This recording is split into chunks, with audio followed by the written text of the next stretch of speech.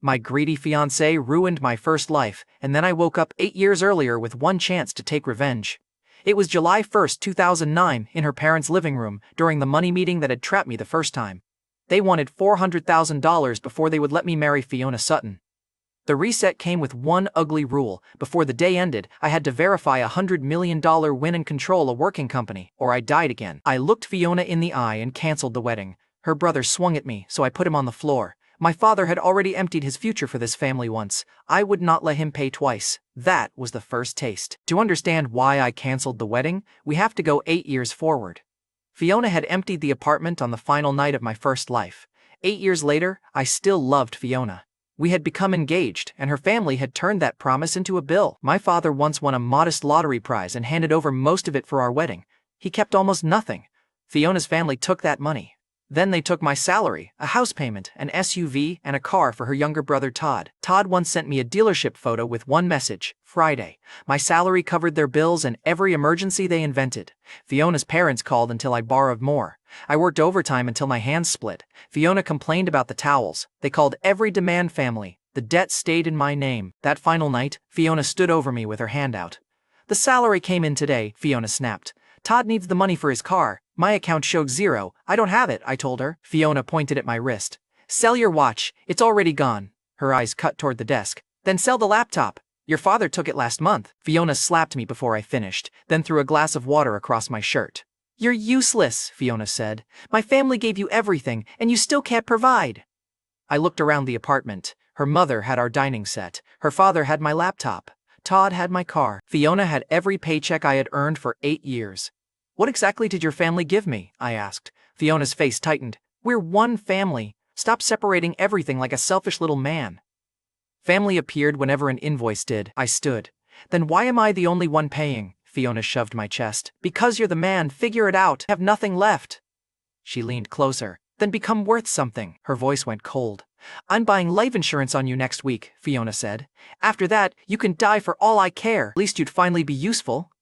She had taken my money for years. Now she had put my death in the budget. I asked one last question. "If I died tonight, would you miss me?" Fiona folded her arms. "Before the policy starts? Don't be stupid." I laughed once. Then I ran. Fiona shouted behind me. I reached the open window, stepped onto the sill, and pushed forward. For 1 second, the wind erased the bills and the promises I had broken to my father. Then the ground came up. I opened my eyes in Fiona's parents' living room. July 1st, 2009. The same envelope waited beside Fiona, and my hands were young again with no factory scars. Fiona's mother tapped the envelope. "We agreed on 40,000. That was before we considered the house. The new contribution is 400,000. Fiona's father nodded as if she had quoted the weather. Her mother smiled. "Once the money arrives, you can finally call me Mom." 8 years of payments had never bought the warmth. Fiona touched my wrist. "Calvin, don't make this ugly. My parents only want security." Todd leaned back beside her, already grinning. He was Fiona's spoiled younger brother, and my old life had funded every bad decision he made. "Pay the 400,000, Todd said, "or stop wasting my sister's time." Fiona was young, polished, and certain I would fold. I remembered everything. "Fine," I said. Todd laughed. "See, he knows his place." I reached for the envelope, then tore it in half. "I'm paying $0, I told the room. "The wedding is cancelled." Fiona's smile vanished. Her mother slapped the table. "You begged to marry my daughter." "That was before I understood the package included 3 full-time parasites," I said. Fiona's father rose. "Watch your mouth in my house." I stood too. "Gladly, I'm leaving it."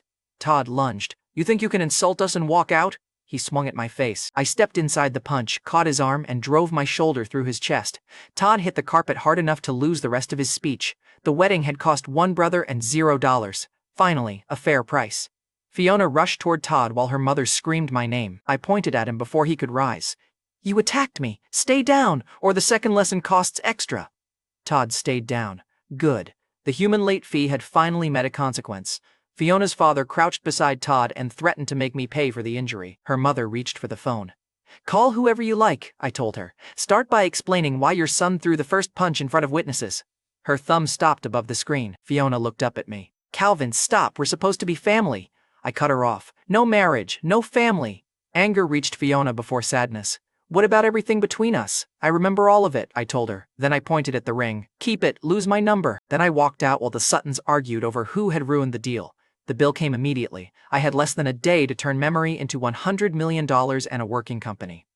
That afternoon, I crossed Rivergate to the same neighborhood lottery counter my father had used. In the first timeline, my father's ticket had won a smaller prize. He poured most of it into my wedding, then went right back to work. That was why I remembered this counter, this date, and the exact winning sequence. I bought the winning ticket before anyone else could. I folded it once and placed it behind my ID, the first thing in my wallet nobody else could claim. The clerk handed me the thin paper and barely looked up. To him, it was a $2 gamble. To me, it was the first piece of a $100 million escape. I stepped behind a magazine rack when my father entered the store. He looked exhausted, dust ringed his work collar, and tape held his wallet together. My father bought his usual ticket, clasped it between both hands, and whispered toward nobody.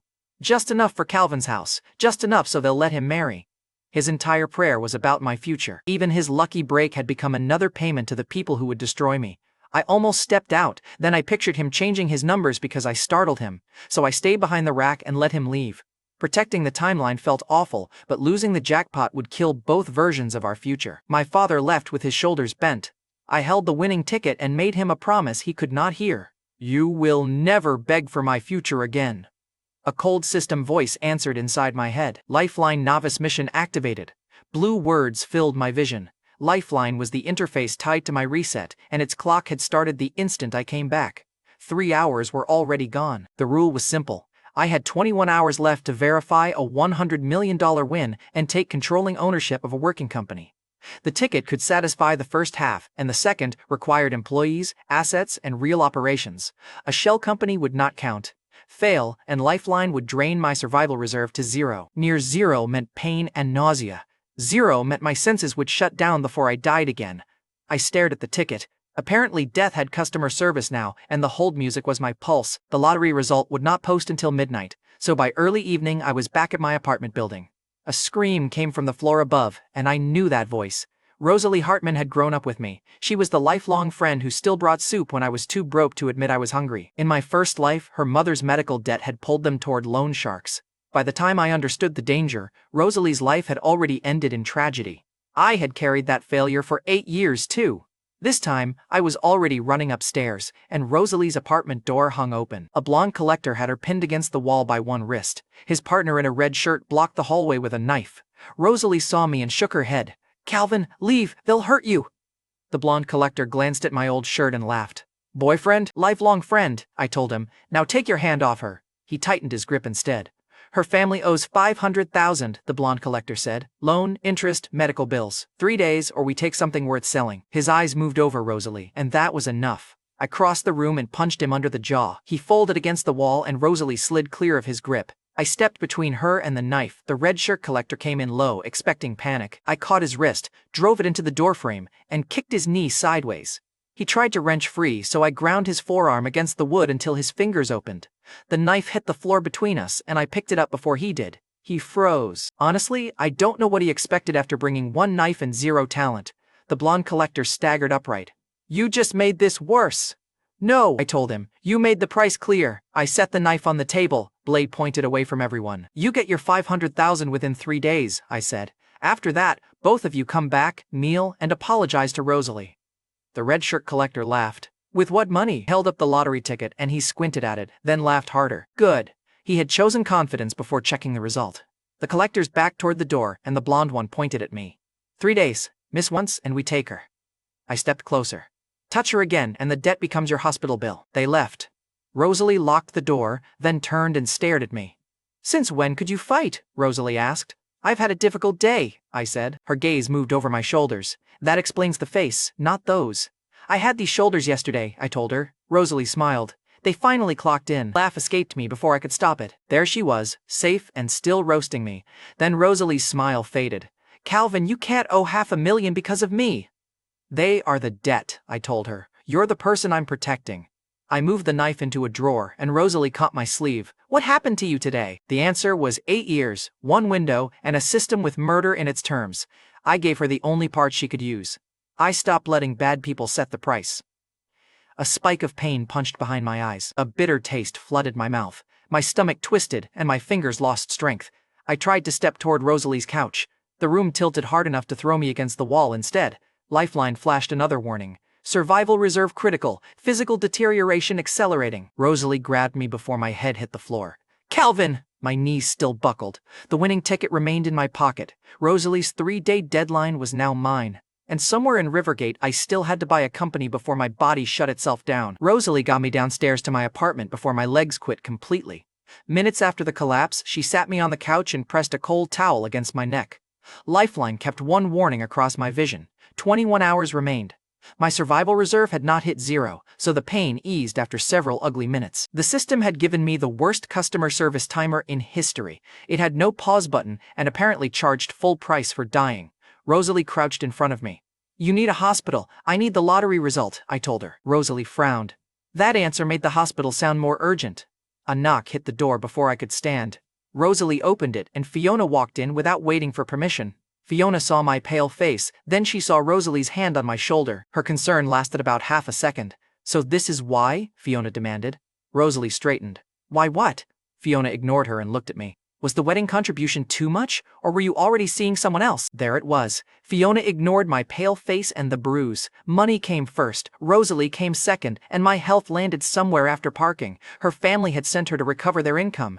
I stood, though the room still leaned a little. The engagement is over. Fiona crossed her arms. My mother sent me to fix this. You don't get to throw away years because she asked for security. Your mother raised 40,000 to 400,000, I said. Fiona scoffed. You could negotiate. I did, I told her. I negotiated myself out.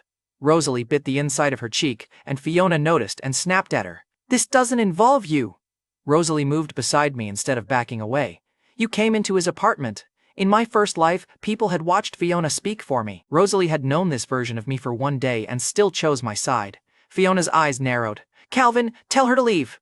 No, I said. One word. Beautiful. Fiona stared at me like I had started speaking another language.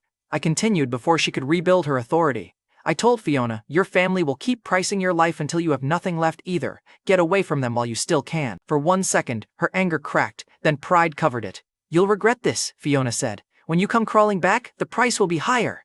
I opened the door. Send the invoice to Todd. Fiona left without another word. Rosalie waited until the hallway went quiet. Rosalie watched the hallway. She seems pleasant. She gets warmer when direct deposit clears, I said. Rosalie almost smiled, then pointed at the couch. Sit before you fall over and make me explain this. I sat for exactly 10 seconds. Then I gave her my spare key, locked the windows, and told her to stay inside until I returned. You promised those men $500,000, Rosalie said. I remember, I told her. Rosalie pointed at my empty counter. And you still have no money. I have a ticket, I said. Rosalie held my stare. That isn't reassuring. It will be tomorrow, I told her.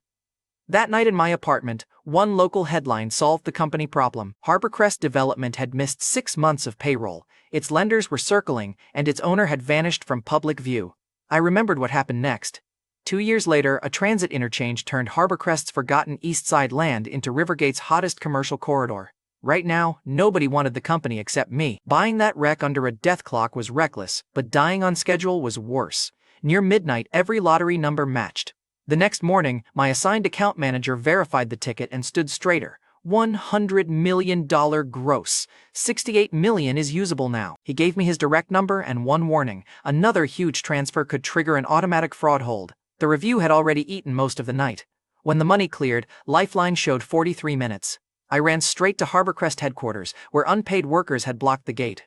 Handmade signs covered the entrance. 6 months. Pay us. No more lies. A worker stepped in front of me. Office is closed. I'm looking for the owner, I told him. The worker jerked his chin toward the crowd. So are we. Another worker pointed toward a black sedan trapped behind the crowd. He's trying to run. Dale Huxley sat in the back seat of that car. He owned Harborcrest, its debt, its land, and every angry face outside. That made him exactly the man I needed. I pushed through the workers and one grabbed my sleeve. You at the bank? No, I said. The worker looked me over. A buyer? Maybe, I told him. The worker looked at my old shirt and barked a humorless laugh. Fair reaction. I looked like I had come to ask Harborcrest for bus fare. A woman near the gate shouted that the company owed her husband 6 months. Another worker said severance rumors were spreading and the deal had just become a public test. A foreman held up his phone and showed 6 missed payroll deposits. Another worker kept refreshing the same empty banking screen. Future land value meant nothing to them. They wanted the wages already earned. I needed the company to live, and they needed wages they had already earned. If I bought Harborcrest, payroll came first, and I pushed through the last row of signs. A security guard pretended not to notice me because the workers had stopped obeying him hours ago. I opened the sedan's rear door and climbed inside. Dale Huxley stared at me from the opposite seat. He was Harborcrest's fleeing owner, wearing a suit that cost more than some workers outside had made in months. Beside him sat Rudy Keene, Dale's bald enforcer and bodyguard. Rudy reached for me immediately. I shut the door behind me. I can keep your boss out of prison. Dale's face changed and Rudy's hand paused halfway to my collar. I continued. The workers want wages, your lenders want blood, you want that car to move. Dale leaned forward. Who are you? The person bringing money instead of another demand, I said. Rudy heard the warning and grabbed my shirt anyway. Bad choice. I drove 2 fingers into the soft point beneath his throat and shoved his wrist away. Rudy folded across the seat, coughing. Dale stopped looking at my clothes. Dale leaned closer. How much money? All of Harborcrest, I said. The land, the projects, the company, and the debt. Dale laughed once, and it sounded tired. You want the whole corpse? Dale asked. I want the deed, I said. 50 million, Dale said. The number came fast because he expected me to run. I nodded once, and Dale's tired laugh died immediately. The full package is 50 million, Dale clarified. 20 million closes control today. 30 million remains due under the transfer. I heard you, I said. Rudy managed to sit up. Boss, he's bluffing. Lifeline placed the timer across my vision. 25 minutes. I looked at Dale. You can test my money, or you can explain to the workers why your car left without paying them. Dale studied me. What happens to me after the sale? You stay and operate the company, I told him. That answer surprised him more than the money. Dale frowned. You trust me? I trust your fear of prison, I said. Dale's mouth twitched. Good. He could still recognize honesty. Dale pulled the transfer packet from a letter case and flipped to the only page that mattered. 50 million total, 20 million now, and 1 fingerprint for control. Rudy held out a tablet for the bank transfer. I entered the amount, and Lifeline dropped below 10 minutes. A high tone started in my ears. Dale kept talking, but his voice moved farther away. Hearing loss initiated, Lifeline warned. The world became muffled. I watched Dale's lips and pointed at the printed number, 20 million. He nodded, turned the contract, and Lifeline showed 5 minutes. My fingers went cold, and the edges of the card blurred. Vision loss initiated, Lifeline added. Rudy's face became a pale shape and Dale tapped the fingerprint box. I could barely see it, and the bank transfer screen flashed for approval. I pressed my thumb to the page, and nothing happened. 3 seconds passed, then 5. My hearing was gone. My vision shrank to a gray tunnel. Dale shook the paper and pointed again. I pressed harder until the fingerprint reader lit and the control transfer completed. My body dropped sideways against the seat, and for one ugly moment, Lifeline stayed silent. The money had moved and the company was mine, but Lifeline still let the darkness close. Then blue text cut through it. Lifeline announced, Novice mission complete, 13 survival points awarded, store access unlocked. Sound crashed back first, and I heard Rudy swear. My vision followed, sharp enough to catch Dale staring at me. I was alive, and that was enough for one breath. Then the workers hit the car windows again. Ownership had arrived with 6 months of unpaid wages attached. Perfect! My first company came with a riot already installed. I sat up and pointed at Dale. Announce full payroll by this evening. Dale blinked. All 6 months?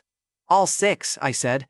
Dale shook his head. That drains operating cash. It buys operating people, I told him. He opened the car door and climbed onto the curb. The workers shouted before he could speak, and Dale raised both hands. Harborcrest has a new owner. Every overdue wage will be paid by 6 tonight. The crowd went quiet for one beat. Then someone yelled, Another promise! I stepped out of the car. If one paycheck misses, I told them, block this gate with my car. Several workers looked at the sedan, and Rudy looked personally offended. Good! The promise finally had collateral. That afternoon, the first payroll deposits landed while Dale opened Harborcrest's map. He pointed at the downtown project. We can save this one. I crossed it out and circled the abandoned East Corridor instead. Dale stared at the warehouses and bad roads. Why there? In 2 years, the city approves a transit interchange, I told him. Buy every available parcel before the rumor arrives. How do you know? I read better reports than you. Rude, yes. Dale nodded and asked how fast I wanted the purchases made, sparing me any reincarnation explanation. The fleeing owner had become an operator before lunch. Then he handed me an invitation to the Meridian Grand. Investment reception tonight. Harborcrest needs better allies. So did I. And I took the invitation.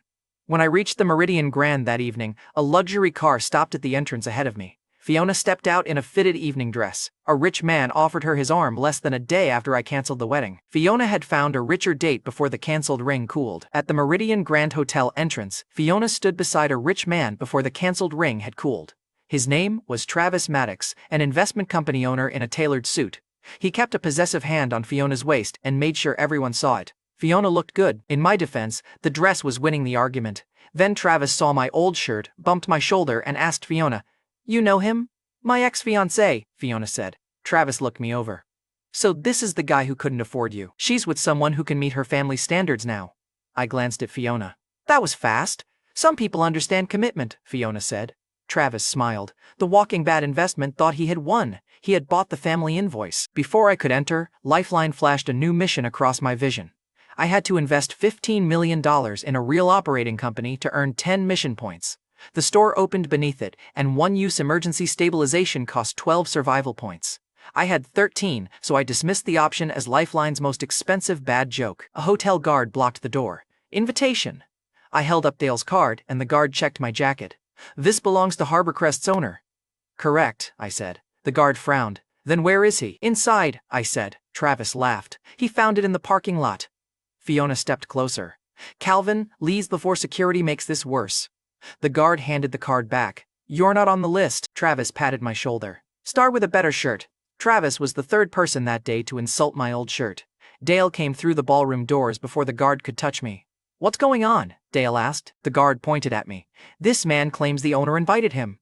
Dale stepped beside me. "Calvin Avery is Harborcrest's owner." The guard's arm dropped, and Travis's smile did the same.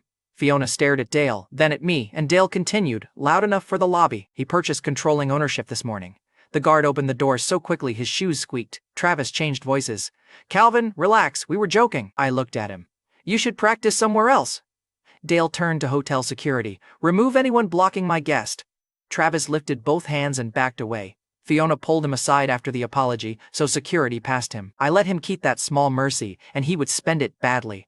Inside the ballroom, investors clustered around polished booths and expensive ideas. Dale introduced me as Harborcrest's new owner. Several people who had ignored me stepped over to introduce themselves. Fiona watched from across the room and looked at my jacket again without smiling. Then I heard laughter near a small technology display. A thin man stood beside a plastic box with two antennas. He was Emmett Archer, founder of Clearwave Networks, and everyone around him thought wireless routers were a joke. One investor tapped the device. "People already have cables. Why would they pay for another box?" Emmett kept his voice steady. "Because homes will have several computers, offices will need flexible connections, wireless access will become normal." The investor laughed again. I remembered Clearwave from the old timeline. Its routers would enter millions of homes, and its network patents would later be worth more than Harborcrest. The room was laughing at a product I knew would become normal. I walked over and asked Emmett, "How much do you need?" Emmett blinked. "For the current production run?"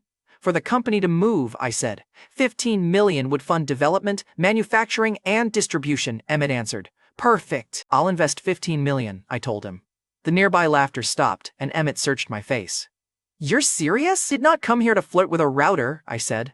A few people laughed for a different reason. Emmett offered his hand. "Then I'll make it worth your trust."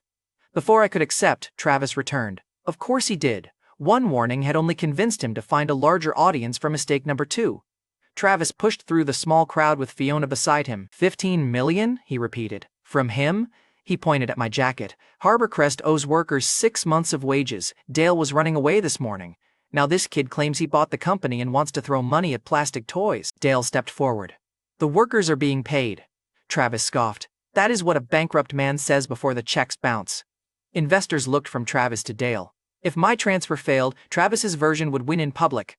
Look, Travis still had time to stop, but he chose a public bet instead. I let him keep talking until the whole room was listening. Then I faced Travis. "Let's make it measurable." Travis smiled. "Please. If I transfer 15 million to Clearwave, you kneel, apologize, and slap yourself 3 times, I said. The crowd tightened around us.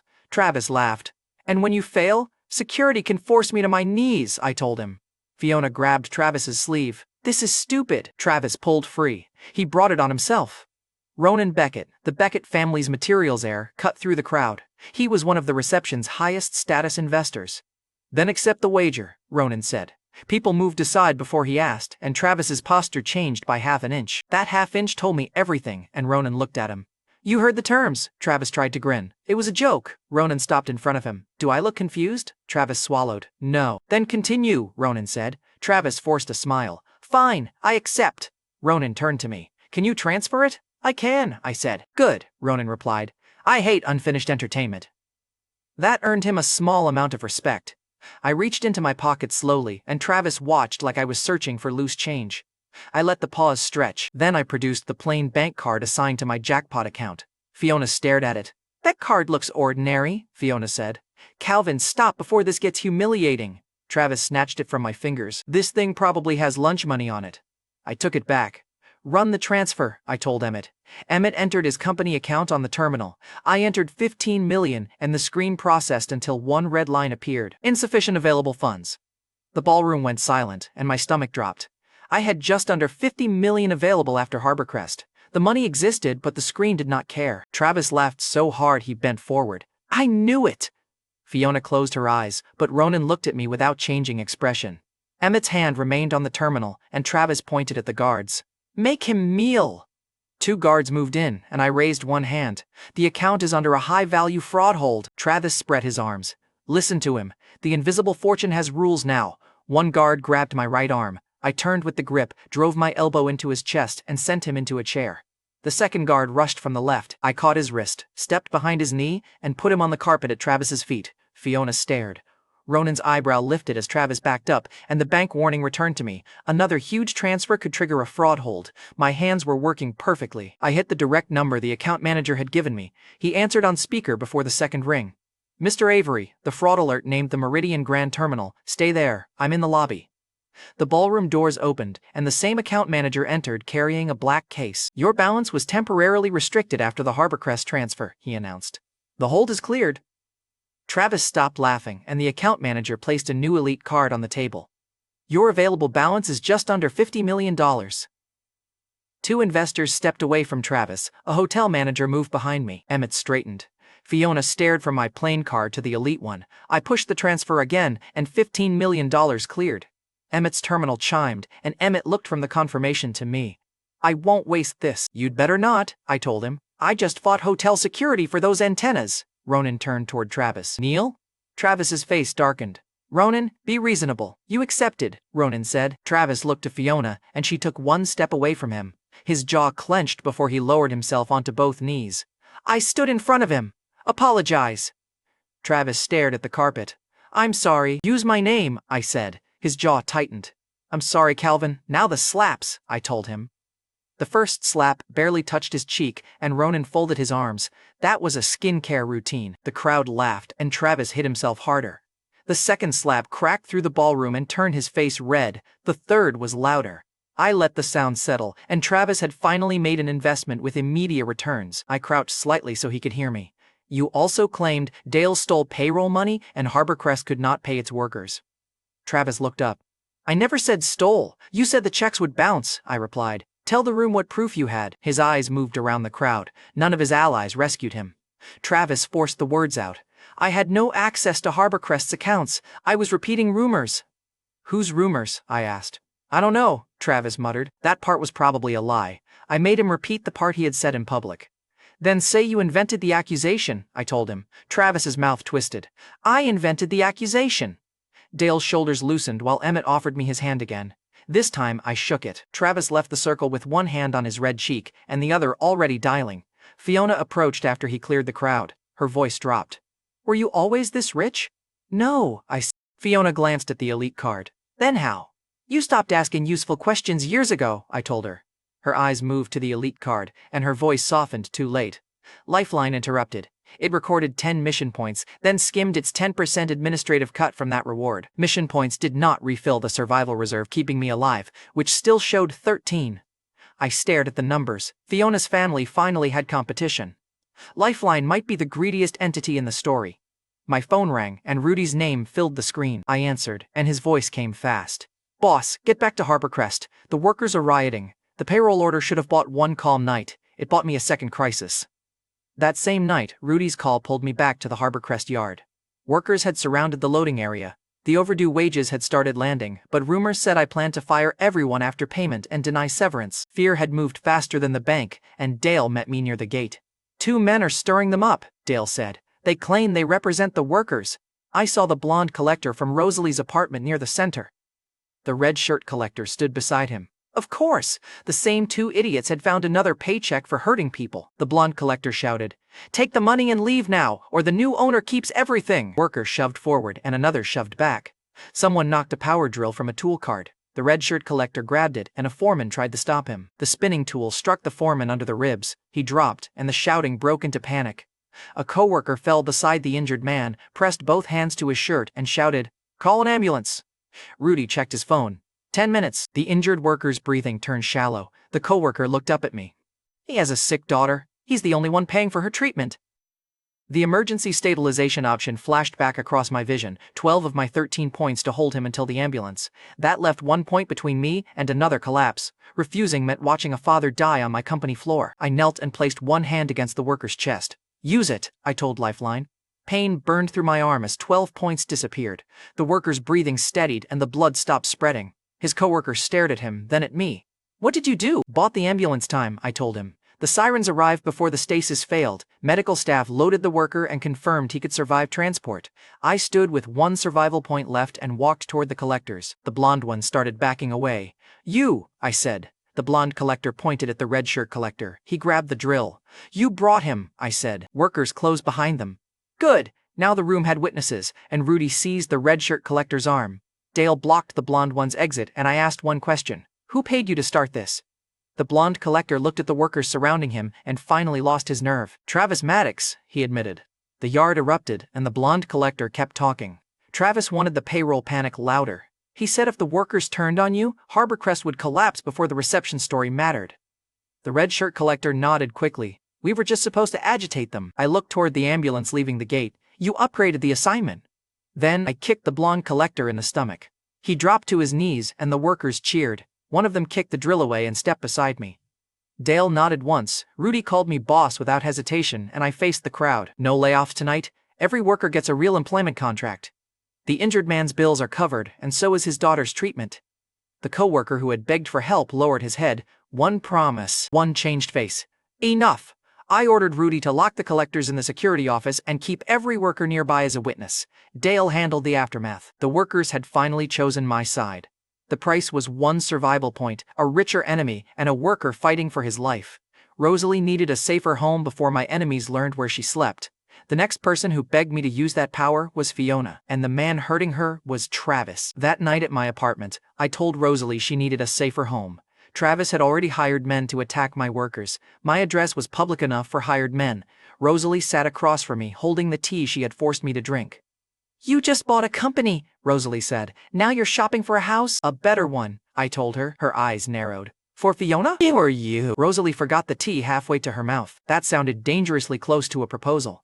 "It's a security upgrade," I said. Rosalie recovered fast. "Good, your romance skills need one." "Fair. Look, I had 1 survival point left, 3 enemies with bruised egos, and apparently no game." Then Lifeline dragged me into a white space with 1 blue screen. "Stage 1 inheritance unlocked," the system announced. "Acceptance is mandatory. Refusal may destabilize the host world." I stared at it. "You finally offer an inheritance, and the cancellation fee is the planet?" I accepted because apparently the planet needed me to click the button. Cold pressure crossed my body and the screen stopped at 1%. Ordinary missions paused during recalibration while my survival reserve stayed at 1. Fortune sight unlocked anyway. It showed broad value or danger through color, but it could not explain motives or guarantee outcomes. The next morning, Rosalie and I walked into a Rivergate luxury property showroom. I was still wearing the same old jacket Travis had mocked. Rosalie wore jeans and a simple blouse. She looked at my sleeve, then at the glass building. $10 million homes? Rosalie said. $20 jacket? The jacket has seniority. Black car stopped at the entrance before we went inside. Travis stepped out holding a villa brochure, and Fiona followed beside him. Rosalie watched my gold digger ex take his arm. "Are we shopping here because of her?" "No," I said. "We're shopping here because you need locks." Fiona saw us through the glass. Her gaze moved from Rosalie to my jacket, then stayed on Rosalie. She changed direction and brought Travis over. "Are you following us now?" Fiona asked. Rosalie answered before I could. "He brought me." Fiona looked at her. "To a villa showroom?" "That's usually where people shop for villas," Rosalie said. Travis glanced at the displays. "Calvin, don't waste the staff's time to impress her." I looked at the cheek he had slapped himself 3 times. "You already performed for her last night. I don't need the stage." Travis's jaw tightened. Fiona took his arm harder and pulled him toward another wing of the complex. Her eyes stayed on Rosalie until the glass doors closed. "Good." Inside, a junior property agent approached us with a tablet. Her name was Blair Henson. She handled walk-in clients, and one look at our clothes convinced her we were wasting her morning. "What price range are you considering?" Blair asked. "The best villa you have," I said. Blair glanced at Rosalie's sneakers. "Our villas begin above 8 million. The condos across the road may fit better." Rosalie smiled politely. "We asked about villas." Blair lowered her voice. "I'm trying to save you both some embarrassment." She had mistaken contempt for customer service. Before I could answer, Maxwell Porter called from behind us. "Calvin Avery?" He walked over, spinning a new townhouse key around one finger and wearing a smile I remembered from school. Maxwell was my former classmate, you know the type. He turned every reunion into an earnings report. He slapped my shoulder. "I heard you canceled the Sutton wedding. Couldn't afford the new price?" "I found a cheaper solution," I said. I left. Maxwell laughed, then noticed Rosalie. "And you upgraded already?" Maxwell asked. "Fiona to the girl next door. Very budget conscious." Rosalie's smile disappeared, but Maxwell kept going because silence had never once saved him from himself. He tapped the key and announced that his townhouse cost $2 million. Then came 3 businesses, 2 cars, and 1 watch nobody had asked about. Finally, Maxwell looked at me again. "Your father still working himself sick?" he asked. "You should stop playing rich and help him." That one landed badly, and I stepped closer. "Say something about my father again." Maxwell lifted both hands. "Relax, I'm giving advice," Rosalie cut in. "Advice usually comes from someone worth copying." Maxwell's jaw tightened, and Blair looked toward security. "Sir, I may need to ask you and your friend to leave." Maxwell pointed at the doors. "There you go, save everyone the trouble." The showroom manager started toward us. I had sent my assigned bank representative the showroom address from the parking lot. Apparently, he had perfect timing. Then he entered, carrying a gold envelope. He found me beside the villa display and held it out with both hands. "Mr. Avery, your elite account card is ready," the representative said. "Your purchase authority is fully cleared." The showroom manager stopped beside Blair, and Maxwell checked the name on the envelope twice. His mouth stayed open after the second check. Beautiful. The gold card looked ridiculous beside my worn sleeve. That only made it better, so I pointed at the largest model in the showroom. "How much?" the manager answered immediately. $10 million. "I'll take it." Blair blinked. "You haven't toured it." Rosalie looked at me. "Calvin, maybe we should see the kitchen before you buy the entire kitchen." "Fair," I said. "Does it have doors?" The manager nodded. "Sold," I said. The card cleared before Maxwell found his voice. He moved closer with a fresh smile. "Calvin, old friend, you should have told me you were doing well." "You told security to remove me." Maxwell's smile twitched. That was a misunderstanding. I looked at the guard he had summoned. "Please help him understand the exit." Security took Maxwell by the arm. He protested all the way to the doors. I called after him. "You wanted someone removed. Enjoy the service." The clearance rack mogul had ordered an exit. He got one, and Blair tried to recover the sale. "Mr. Avery, I can prepare the commission file." "No commission," I told her. The manager's expression hardened. "Blair, turn in your tablet." Blair went pale. Before she could leave, Lifeline flashed fortune sight across my vision. A gray-black haze clung to Maxwell beyond the glass. The color carried danger, heavy and close, but I did not know the cause. "Maxwell," I called through the open door, "your luck looks rotten. Stop betting on anything you think is guaranteed." He cursed and kept walking. I looked at Rosalie.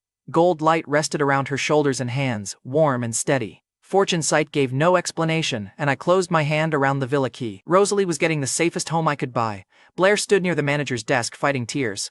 "My father needs surgery," Blair said. "I can't lose this job." Rosalie touched my arm. She was rude. "Let the commission teach her." I looked at Rosalie. "You're asking me to spare her?" Rosalie said. "I'm asking you to leave her one way to fix it." I looked at Blair's pale face, then at Rosalie's hand on my arm. I turned to the manager.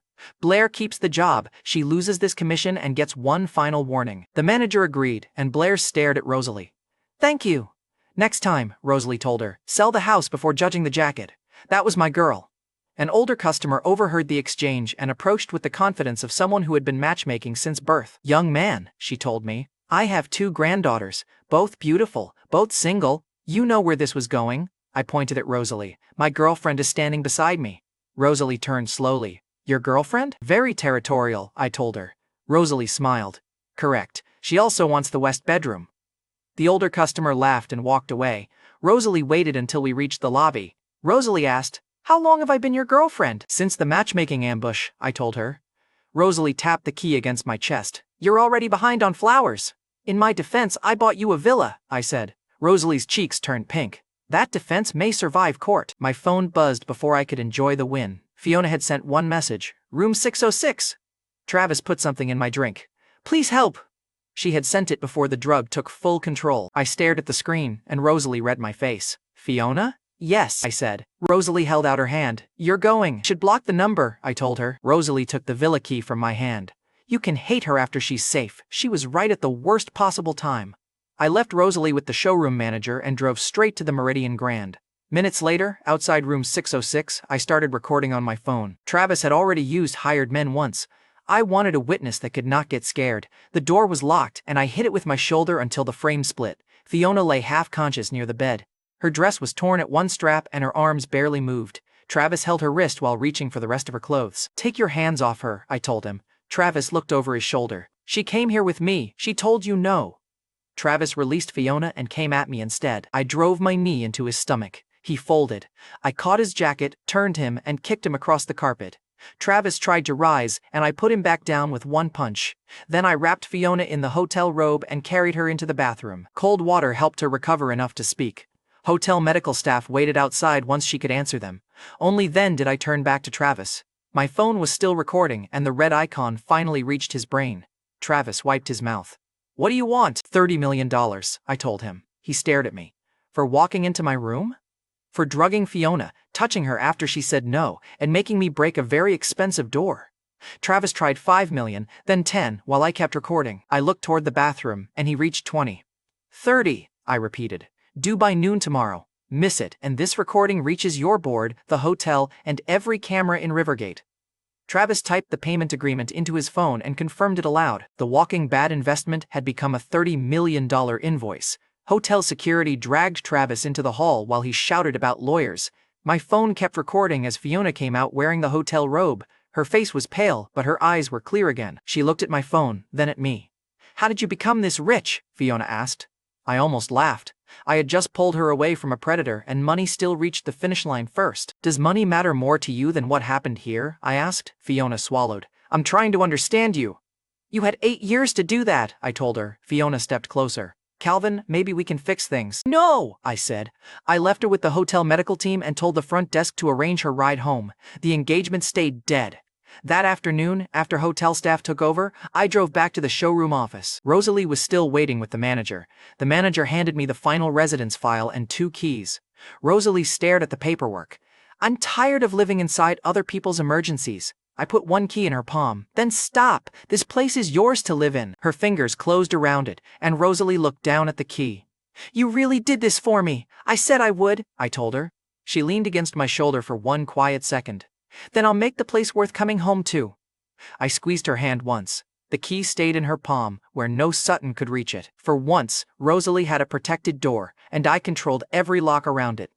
The next day, noon passed without Travis paying the $30 million. His only message read, "You made this personal." Then Fiona called. My family knows you rescued me, Fiona said. My mother thinks we should talk about getting back together. Of course she did. Fiona's mother had heard assault, rescue, and $30 million. Her brain selected $30 million, so I ended the call with Travis still owing me. Fiona's family wanted access, and Rosalie finally had a key. And across Rivergate, Todd was turning a cheap internet cafe argument into the next $500,000 Sutton emergency. I learned the exact start of Todd's disaster later from his own whining and the cafe cameras. That evening, at a Rivergate internet cafe, Todd lost a multiplayer match to 3 local thugs. The original bet was cash and a carton of cigarettes. Todd raised it twice after bragging that nobody in the room could beat him. The final score appeared on every monitor. Look, Todd had lost clean. He accused them of cheating anyway, grabbed the winner's cigarette pack, and demanded a rematch on credit. The winner laughed in his face. Todd threw the first punch because the human late fee treated consequences like optional add-ons. He hit nobody important. The thugs hit him back, dragged him into a storage room, tied him to a chair, and called Fiona from his phone. Their new price was $500,000 by noon. Miss the deadline, and they would collect from Todd physically. Travis still owed me $30 million from room 606. Todd had created a separate $500,000 clock. The next morning, I was at my apartment checking Lifeline's store. My survival reserve still showed 1 point. The inheritance recalibration had paused ordinary missions, but I could spend the mission points already earned on short physical boosts. Lifeline also offered posture correction, skin repair, and facial optimization. I stared at the menu.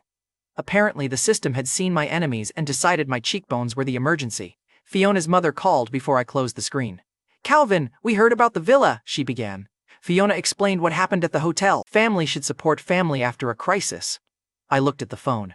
Which family? Fiona's mother snapped. You and Fiona were together for years. You raised the wedding contribution tenfold and sent her to recover me, I said. Her voice sharpened. Don't be petty. Fiona needs stability. She needs distance from you, I told her. I ended the call. A few minutes later, the showroom manager arrived with Rosalie's finalized residence contract. Rosalie took the folder, thanked her, then watched me block another Sutton number. You have the face again, Rosalie said. What face? I asked. Rosalie pointed at me. The one that says your ex has started another subscription service for emergencies. The knock came before I answered. Fiona entered alone, without makeup, gripping her phone with both hands. She looked at Rosalie first because jealousy survived every disaster, then faced me. Todd has been kidnapped. Rosalie lowered the contract. Fiona explained the cafe fight and the $500,000 demand. The captors had given her until noon. Pay them, Fiona said. Please. No, I said. Fiona's face tightened. They'll hurt him. They already did, I told her. Paying teaches him to repeat the lesson with a larger bill. Fiona stepped closer. I'll repay you. With what? I asked. She forced the next words out. Whatever you want, even me. The room went still, and I felt disgust before anything else. Your body is not currency, I told her. Todd does not get to sell you because he lost a game. Fiona's eyes filled. Then let him die? Rosalie turned to me. Calvin, save him. Rosalie held my stare. You can refuse the money, you can refuse Fiona. Don't refuse a life just because the person is awful. Fiona snapped. This is family business. Rosalie faced her. You offered yourself as payment in his living room. You lost the right to call this normal. That shut Fiona up, and I grabbed my jacket. One condition, I told Fiona. After Todd is safe, every tie ends. No family claim, no payment claim, no more using me as the emergency wallet. Fiona nodded too quickly. Fine. Rosalie looked at her. Say it clearly. Fiona clenched her jaw. After Todd is safe, my family leaves Calvin alone. The promise sounded temporary even while she made it. I still needed the conditions spoken before I walked into the next mess. I told Rosalie to stay home and went alone. Before noon, I reached the internet cafe and followed the noise to a locked back room. A guard stepped in front of the door. Money first. I hit him once under the ribs. He folded against the wall, and I took the key from his hand. Inside, Todd sat tied to a chair with a swollen lip. 6 men surrounded him, and the thug holding a pool cue grinned. You brought the 500,000? I brought the person you called, I told him. The thug lifted the cue. That isn't payment. Correct, I said. The thug swung the cue. Lifeline offered a short strength boost in exchange for mission points. The rule was simple. The boost raised force for several minutes, then ended. I accepted. Heat rolled through my shoulders, and I caught the pool cue with one hand. The thug stopped smiling, and I pulled him forward and drove him into the table. 2 more rushed me together. I lifted the first by his jacket and threw him into the second. A 4th man tried a chair. I kicked it back into his chest. The first wave went down fast because they had prepared for a pair, not a fight. Todd stared at me. Since when are you that strong? Since your family became a full-contact hobby. I tore the tape from his wrists. Todd stood, rubbed his arms, and looked around the room. Then the idiot found a fresh way to make the rescue about him. I need you to understand how broken this boy was. You took too long, Todd complained. They hit my face. I stared at him. Todd continued. You should compensate me. Give me 100,000, and I won't tell Fiona you embarrassed me in front of these people. I slapped him, and Todd hit the wall and grabbed his cheek. You came here to save me, he shouted. I did, I said. The rescue is complete. The customer is still defective. I pointed at the door. Go home. Todd threatened to tell his parents. Tell them you're alive, I said. That's the only profitable part of your story. He reached the hallway, then the rear entrance opened. Travis walked in with a larger group carrying bats, pipes, and 1 brick. He looked better than he deserved after room 606. I kept a car outside your building, Travis said. You led us straight here. Then he spread his arms. Ronan, the reporters, and your workers aren't here. It's just you. Glanced at the crowd behind him. You brought 20 men to create privacy? Travis's mouth tightened and he pointed at me. Break his legs. I want him awake for the rest. The first man threw the brick, and my strength boost was already fading, so I spent more mission points on a short agility boost. The brick passed beside my ear, and the room slowed around me. I stepped inside the next swing, drove an elbow into the attacker's chest, and took his pipe before it landed. Another man came from my left. I moved behind him, let 2 attackers collide, and swept both legs from under them. Travis backed toward the door after ordering a mob to kill me. His mob kept finding the floor, but 1 man grabbed for Todd as a hostage. I crossed the room before his hand closed and kicked him away from Todd. Todd looked impressed for almost 3 seconds, then he hid behind a vending machine. Classic leadership. I reached Travis last, and he swung once. I caught his wrist, turned him, and put him face first against the wall. 30 million from room 606, I said. 20 million for today's attack. Travis strained against my grip. You're insane. 50 million total. He refused. I tightened his wrist and glanced at the men groaning around us. Travis opened his banking app and the transfer alert hit my phone seconds later. $50 million received. Every man still conscious heard the notification. Two of them stopped pretending they might stand again. Todd peeked around the vending machine and finally understood that Travis had walked in as the boss and left as the payer. The Walking Bad investment had financed another loss. I released him, and Travis turned with murder in his face and no men left standing. Come again, I told him. The rates keep rising. Todd came out from behind the vending machine. I'm telling Fiona you attacked all of us, he said. I pointed at the exit. Be grateful you're alive long enough to lie. He left, and Lifeline flashed a message before I followed. Lifeline announced, coerced or dishonest funds do not generate Lifeline progress. I checked the $50 million alert again. Lifeline had developed morals exactly when my reward was due. The cash stayed. My reserve remained at 1, the boost points stayed gone, and 50 million bought 0 safety. That evening, Fiona arrived while Rosalie and I were eating at my apartment. She entered carrying Todd's version of the rescue. Fiona slapped both hands on the table. You beat my brother after making him wait for you. Rosalie set down her fork. He left this apartment to save Todd. Fiona snapped at Rosalie. Stay out of this. Rosalie leaned back. You keep bringing it into his home. Fiona looked at the finalized villa contract beside Rosalie. So that's it? You bought her a house and started showing off? Todd told you I profited from the attack, I said. Fiona pointed at me. He said you took 50 million because of me. Took it because Travis brought a mob, I told her. Fiona shook her head. Todd said you humiliated him, hit him, and left him in danger. He was tied to a chair when I arrived, I said. He walked out. Fiona pointed at Rosalie. You never did this much for me unless my family begged. Fiona kept pointing at Rosalie in the villa contract. Todd had become an excuse. I stood. Your family begged every month. They called the invoice love. Fiona raised her hand. The first like slap flashed through my memory. This time, I caught her wrist before it moved 6 inches. Fiona froze. That worked once, I told her. Never again. I released her arm and opened the door. Your family drains anyone close and calls them selfish when they bleed. I'm done defending myself against Todd's lies. Fiona looked at Rosalie, then at me. You'll regret choosing her, Fiona said. Rosalie answered from the table. He already regretted choosing you. Fiona left. Rosalie waited until the door closed. You caught that fast? I learned her rhythm a long time ago, I told her. Her anger softened. She moved the villa contract away from Fiona's wet fingerprints and set my dinner back in front of me. Eat, Rosalie said. You can dismantle the next family crisis after soup. Warmth lasted exactly 1 meal. The next workday at Clearwave, Emmett dropped 1 burned component onto his desk. Ship with this part and the router fails under heat, he said. Delay and competitors catch us. Then we stop buying cheap failure. I pushed the component back. Ronan Beckett can get us heat-resistant parts. Call him before this thing burns the company too. I tapped the failed board.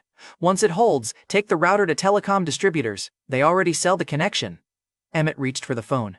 That afternoon, a man twisting a waitress's arm outside a restaurant interrupted the materials problem with a worse one. The waitress was Blair, the property agent Rosalie had saved from being fired. She worked the second job to fund her father's surgery. The man hissed. Mr. Maddox gave you an instruction. I grabbed his wrist and bent it away from Blair. He dropped to one knee. Tell Travis his messages need better delivery, I said. The man tore free and ran, and Blair held her arm and looked terrified. He's been pressuring me for days, Blair said. He knows where my father is being treated. She opened her phone and showed me a copied threat. The message read, help us with Calvin, or your father loses the surgery money. Below it sat a meeting time for the next afternoon. I called Rudy. Watch Travis, I told him. Give me 1 camera at the meeting, skip the investigation parade. Rudy answered. Understood, boss. Travis had lost every direct fight, and Blair's copied threat showed his next target, my name. Fiona was already close enough to hold the door open. At Harborcrest the next afternoon, Rudy played 1 rough clip from the meeting listed in Blair's copied threat. Travis's voice came through first. Do the room exactly as instructed, or your father loses the surgery money. Blair asked what would happen to me. Fiona answered, I'll get Calvin to the restaurant. You only need to be in the hotel room afterward. A truck swallowed the rest. Good. I knew there was a trap, but not the whole shape. Dale paid Blair's father's surgery directly, and his confirmation arrived 10 minutes later, surgery funded. The last visible problem was Fiona's wine. Lifeline sold me a temporary toxin filter without touching my 1-point survival reserve. I gave Rudy 1 command. Keep the original. If they move me, tell Rosalie only where. When I call, release the package, nothing else. That was enough. Travis could still believe the stage belonged to him. The next evening, Fiona invited me to the restaurant where we had our first date. Returning there with the woman who once priced my death was a new personal record in terrible reunions. Fiona wore the blue dress from our first anniversary. I recognized the bait and she stood when I reached the table. "Thank you for coming. I was curious which version of you would show up." Fiona looked down. "The one who wants to apologize?" A bottle of wine waited between us, and she poured mine first. Fiona talked about our early years, before her family's bills took over every conversation. She blamed her family for the pressure and Travis for manipulating her. Then she asked to start again. I let her finish because villains do their best work when they believe the audience is trapped. "Your mother raised $40,000 to $400,000, I said. Todd treated my salary like an allowance. You slapped me when I had nothing left." Fiona's fingers tightened around her glass. "You keep making everything about money. Your family did that years ago." She pushed my wine closer. "Then let tonight be different." Lifeline flashed a warning across my vision. Lifeline warned, sedative detected, toxin filter active, physical threat neutralized. The filter was working, and I lifted the glass. Fiona watched my mouth instead of my eyes. I drank, and Fiona exhaled a second too early. "Do you still love me?" Fiona asked. "I still remember you," I said. Her smile returned. A few minutes later, I let my hand shake. I slurred one word, reached for the table, and collapsed across the booth. The filter kept me awake, and I performed the collapse myself. Fiona leaned close enough for me to hear her whisper. "Travis was right. You always come when I call. 8 years earlier, that whisper would have crushed me. Now it confirmed Fiona had chosen the trap. 2 people lifted me from the booth, and I stayed loose and kept breathing slow. When I opened my eyes again, I was in a Meridian Grand hotel room. My clothes were still on. Blair lay across the far side of the bed in a staged pose. She wore a dress chosen for the photographs, and she never touched me. No sexual contact happened, and the room was a set built around a lie. A phone camera clicked from the doorway. Blair sat up fast and clutched the blanket around herself. "What did you do to me?" Blair cried. Her voice shook while her eyes kept snapping toward the doorway. I sat up slowly. Blair ran out carrying the phone with the staged pictures. I smiled once. The parking lot threat already explained her fear, so I followed her downstairs. The Meridian Grand lobby was already packed with reporters. Fiona and Travis stood beside the elevators. Blair remained near them with her head down. 2 police officers waited beyond the cameras, and Travis kept glancing toward them. Rosalie pushed through the crowd from the entrance, pale and furious. Rudy had followed my order and told her only where they had taken me. She saw the photographs on a reporter's screen. "Calvin?" Rosalie asked. I held her gaze. "The pictures are staged. I never touched Blair." Rosalie studied my face for one painful second. Then she stepped beside me. "All right, say the rest where every camera can hear it." Travis's smile tightened when Rosalie stayed beside me. Travis laughed loudly enough for every microphone. "Of course he says that," Travis announced. "He lured an employee into a room and attacked her." Fiona stepped forward with tears ready for the cameras. "I tried to reconcile with Calvin," Fiona said. "I never imagined he would do this to another woman. She had drugged me and brought reporters, then she borrowed moral outrage. The audacity needed its own bank account, and Travis pointed at the photographs. By morning, Harborcrest's workers will know what kind of man owns them. Clearwave loses every investor. His reputation is finished." He kept talking because one public accusation was apparently too modest. "You know the move." Travis ordered the officers to arrest me and the reporters to publish everything. Then he promised Blair justice while crowding her shoulder. Fiona lifted one staged photo and told the cameras, "This is who Calvin Avery really is." Travis added, "By sunrise, his companies belonged to his creditors. He had accused me, sentenced me, and started dividing my assets before checking whether his own microphone was live. The whole lobby had become his stage." "Good." I called Rudy. "Release it." Every reporter's phone buzzed within seconds, and Rudy's parking lot clip played first. Travis threatened Blair's father and assigned the hotel room. Fiona agreed to bring me to the restaurant. Then the room 606 recording appeared. Travis was on screen, holding a drugged Fiona while I broke through the door and pulled him away from her. The reporters stopped pointing cameras at me, and they turned together. Travis had been caught in high definition by the cameras he ordered. Beautiful. Dale's public debt file followed. Maddox Holdings had overdue loans, hidden liabilities, and enough unpaid obligations to make every investor in the lobby start checking their phones. Travis lunged toward Blair, and I stepped between them and caught his wrist. "Touch her," I said, "and the lobby gets a live sequel." He stopped while Blair looked from Travis to me. I told her, "Your father's surgery is covered. Dale paid the hospital directly this afternoon. Travis has nothing left to hold." Blair's shoulders came up. She turned away from Travis and faced the reporters. "Mr. Maddox promised me $500,000, Blair said. "He threatened my father if I refused." "Calvin never touched me. We staged the room and the photographs." Blair held up the phone. After the pictures, Fiona took it and told me to preserve every image. Travis repeated the threat against my father. Fiona grabbed Blair's arm. You agreed, Blair pulled free. You told me to keep the pictures and stay quiet. As the cameras moved closer, Fiona's tears disappeared and Travis tried to run. Reporters blocked one side, Rudy blocked the other, and I released Travis's wrist. The officers who had come for me cuffed him instead. Reporters shouted about Room 606, the hidden debt, and Fiona's role in framing the man who rescued her. Fiona looked at me for help, and I let her feel that silence. The full file goes to prosecutors, I told the cameras. It includes coercion, assault, hired agitators, and the staged accusation. Travis's face emptied. He had tried to steal my reputation and donated his own instead. 2 days later, a Rivergate news screen showed Travis behind a prison door while Fiona told courthouse cameras she barely knew him. Nobody bought that performance, and across town, a forced sale sign covered Maddox Holdings. I bought the useful assets cheap, and a $100 million buyer alert arrived before Travis could process the loss. I sold. Keeping his company felt like storing spoiled food. Lifeline flashed one clean message. Legitimate business milestone complete. Administrator upgrade unlocked. Fiona had gambled my name for Travis's money and lost both. Then Lifeline chose that exact night to become weird. Look, I had survived rebirth, a death clock, and a hotel frame-up.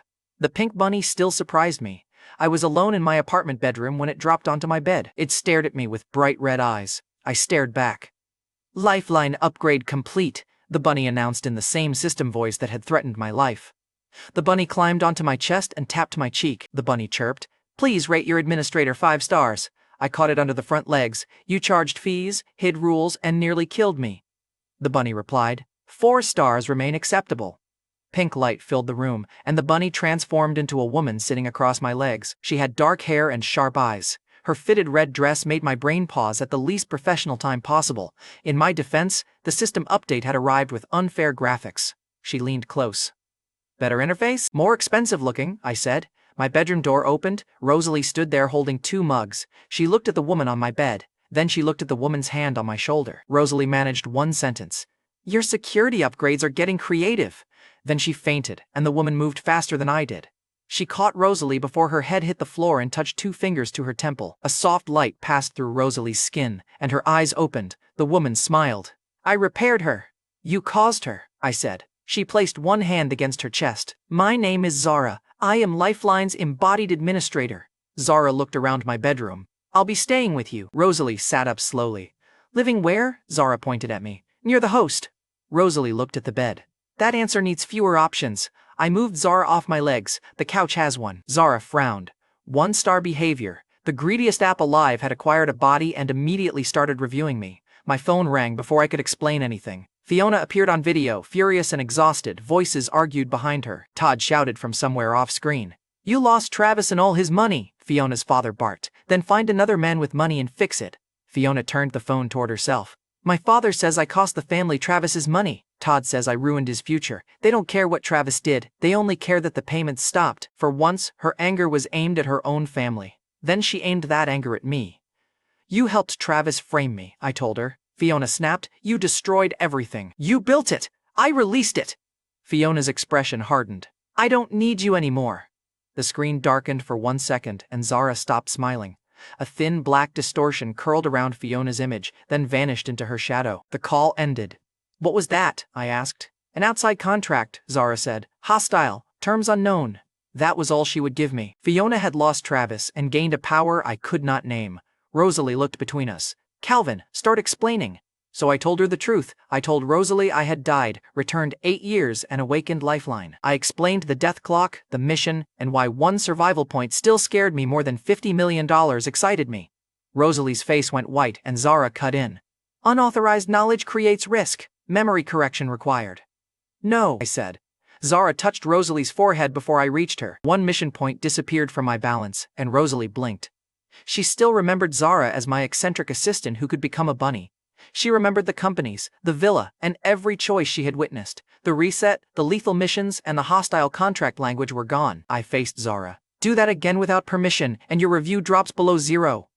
Zara smiled. Negative ratings are not supported. Of course they were not.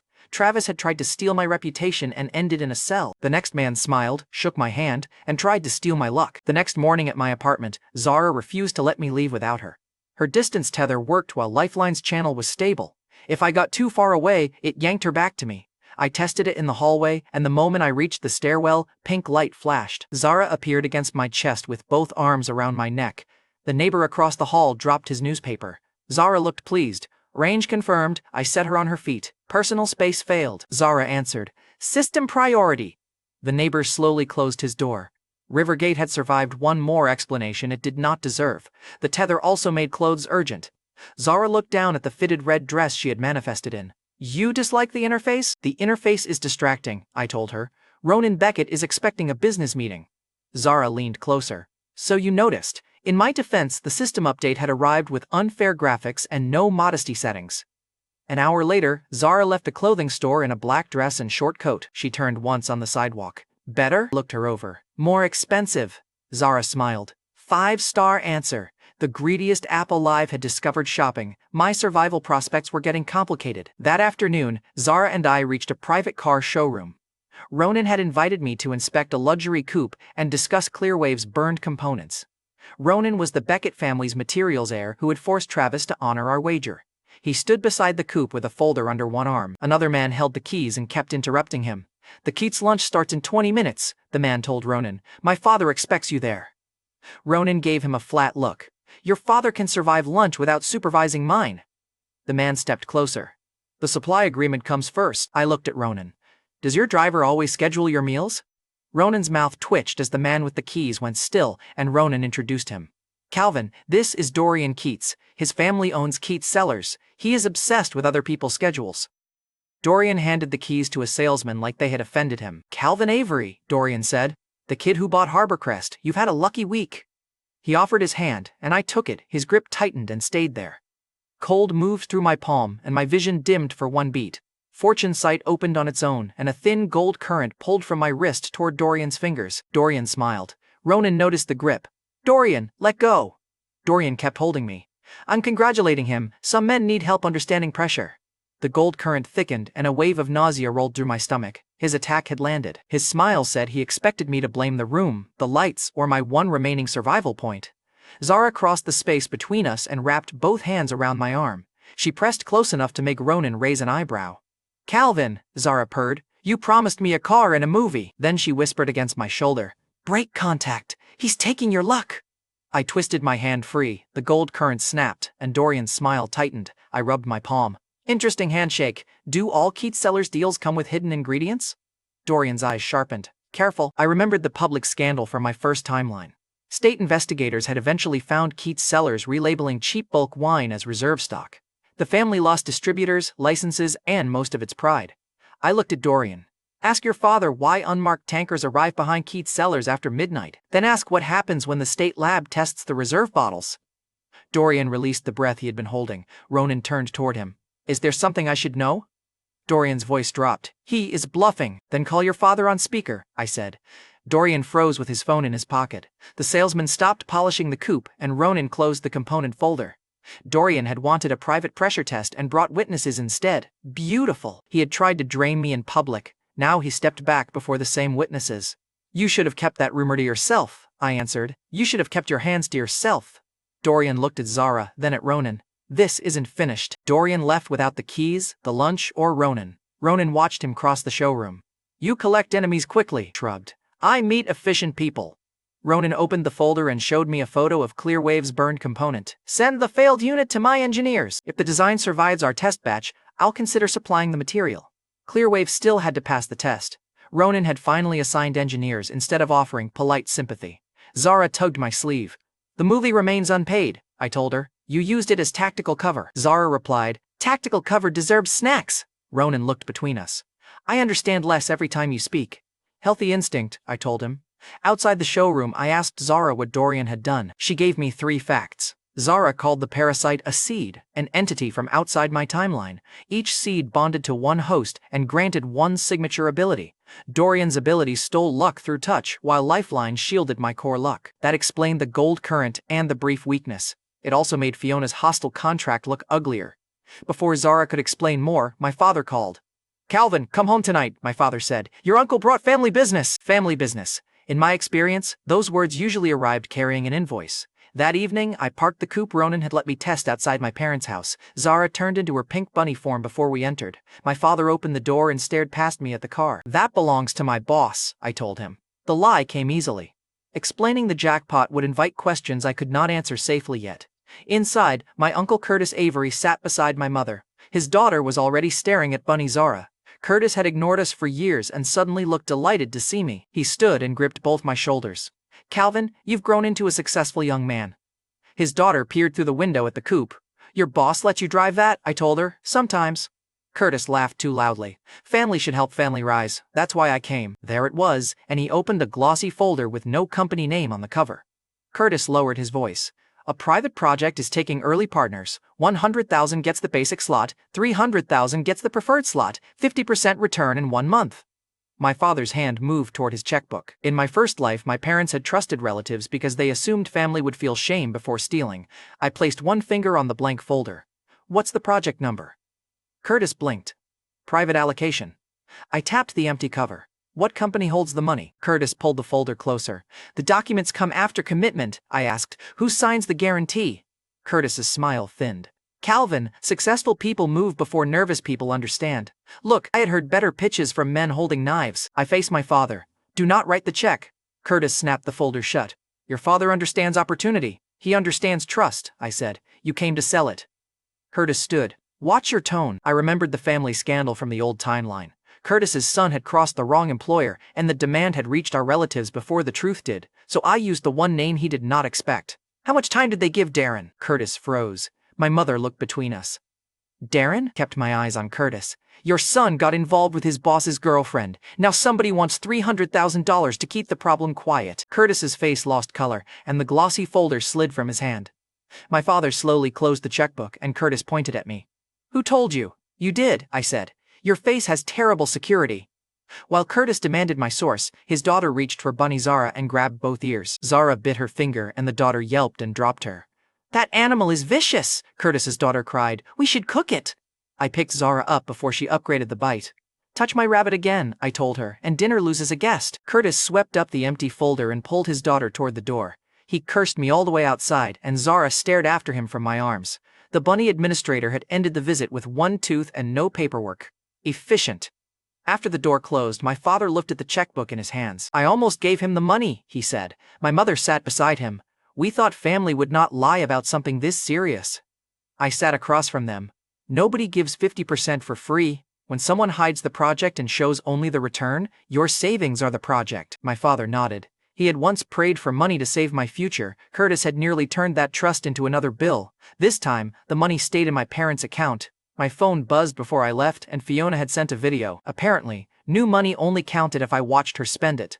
Todd leaned against a new car, grinning at the camera. The human late fee had acquired wheels. Fiona held up a transfer confirmation for $300,000. My family is fine without you, Fiona said in the video. A young investor with 2 downtown apartments knows my value. I'll do what I have to do for my family. Her voice sounded flat. The money looked real.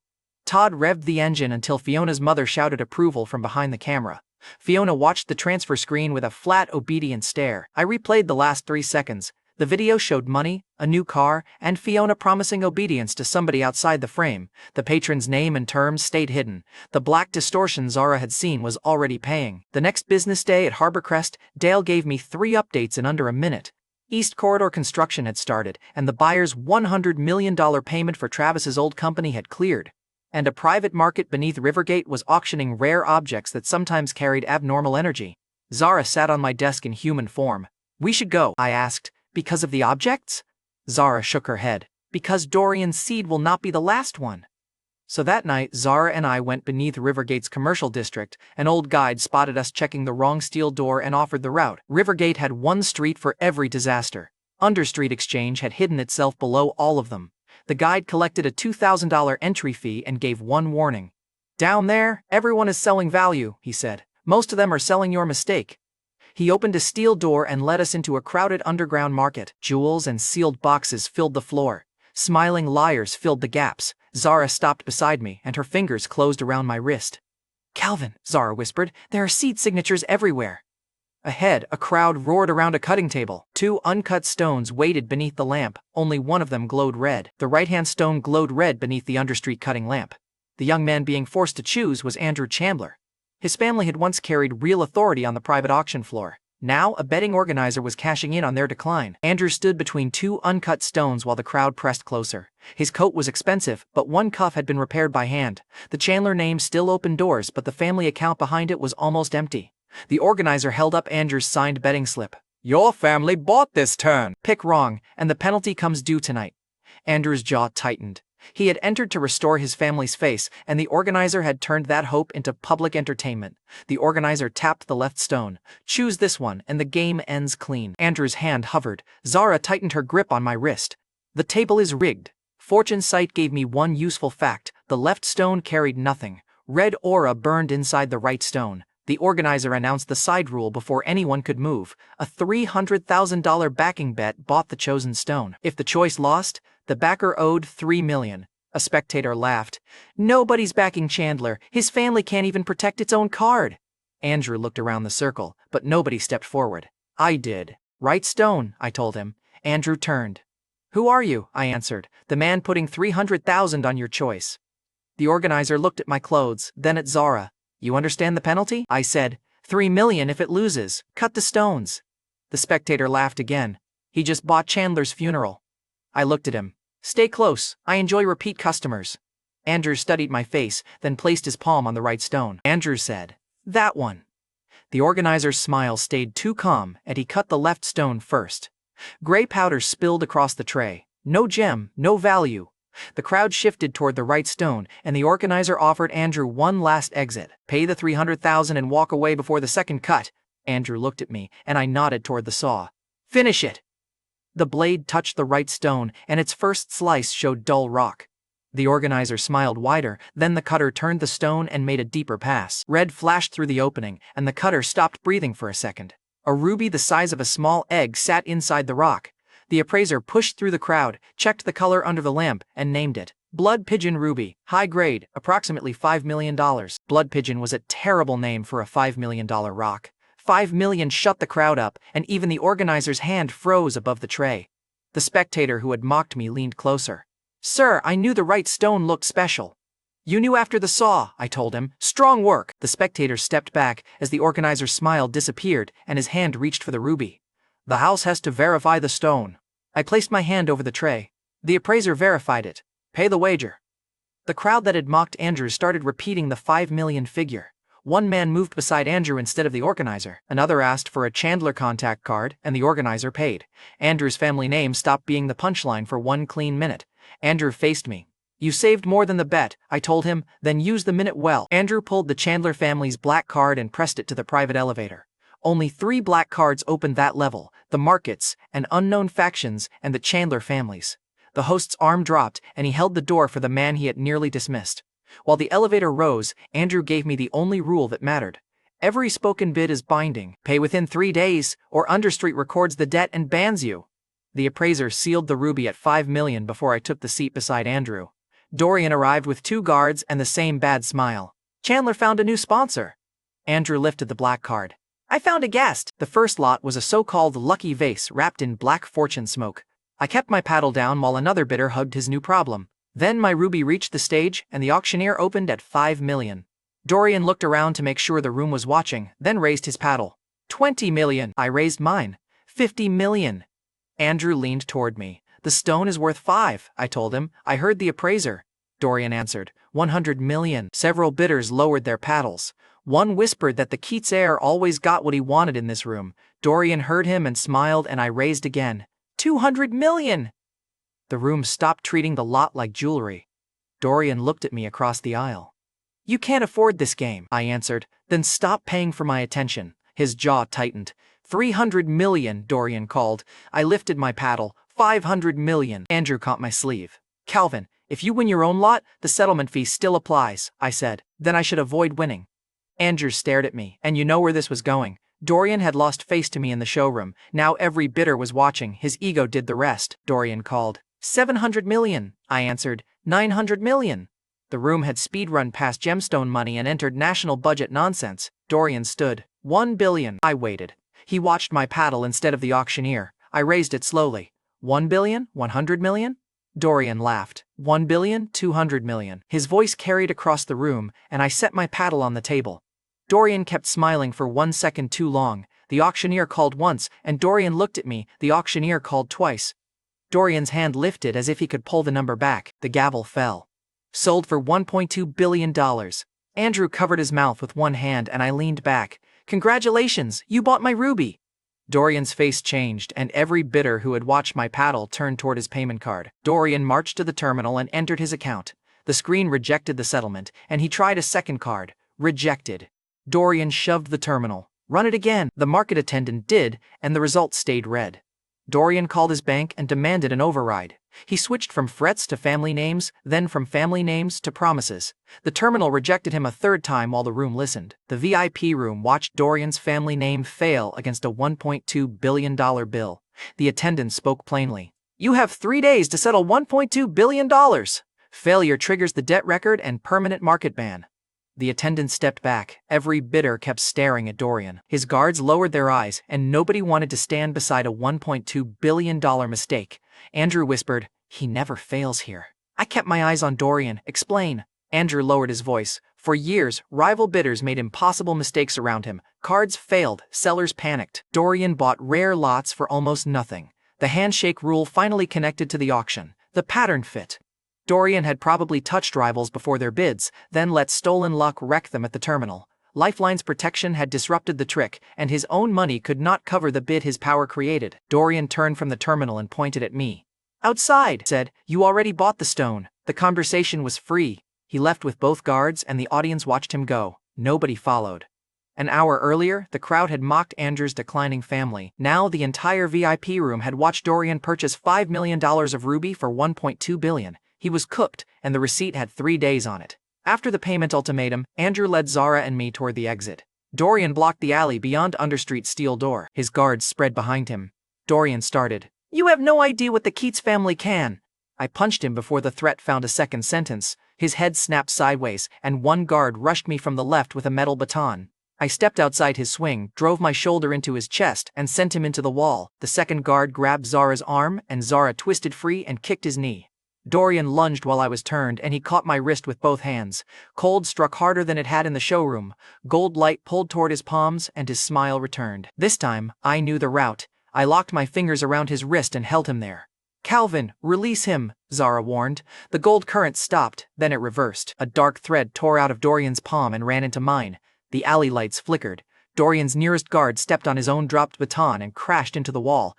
The second guard reached for me, missed, and tore his sleeve on the steel door.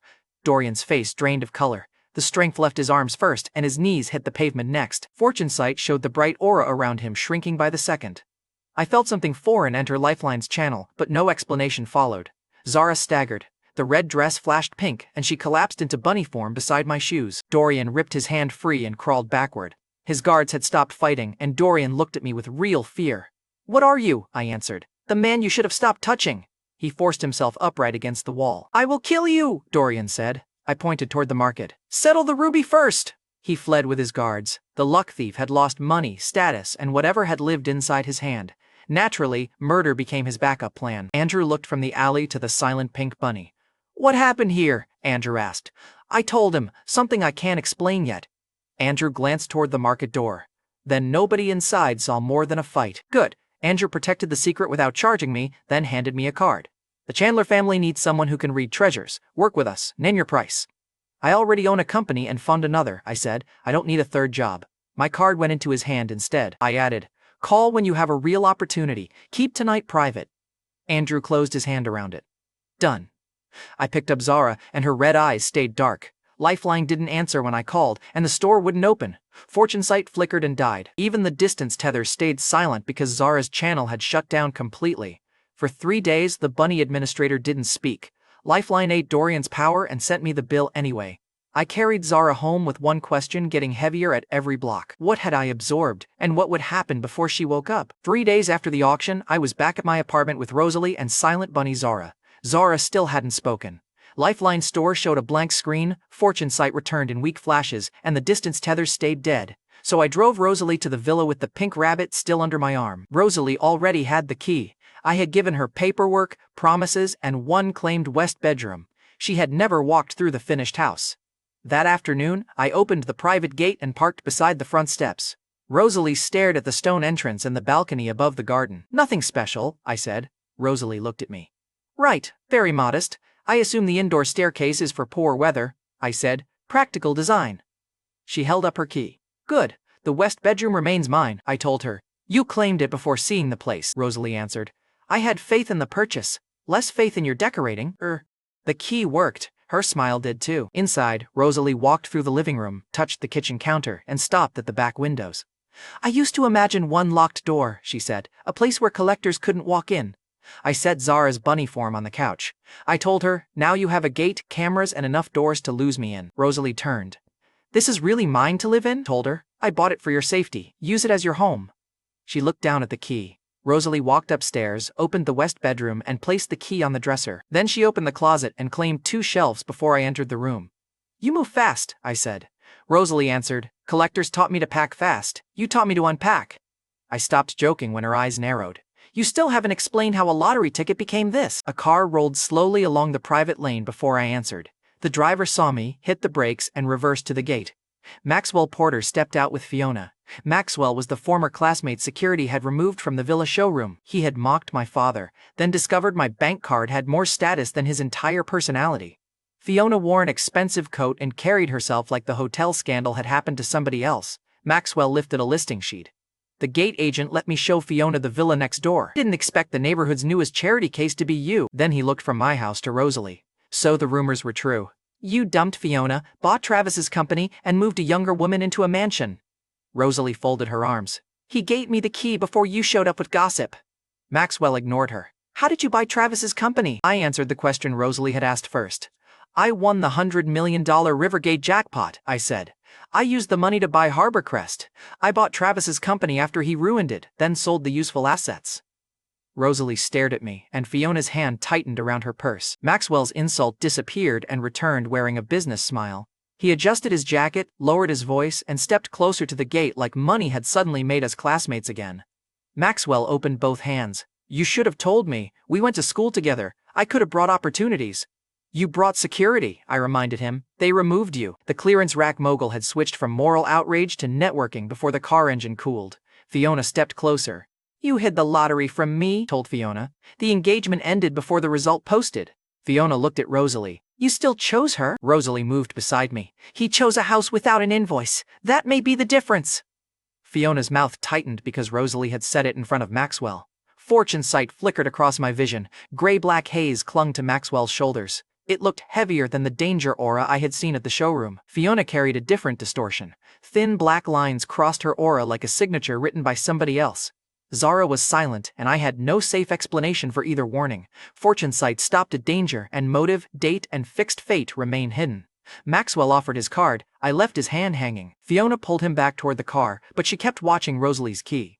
Maxwell let her drag him 2 steps, then turned and asked whether Harborcrest needed outside partners. "It needs people who finish a conversation before changing personalities," I told him.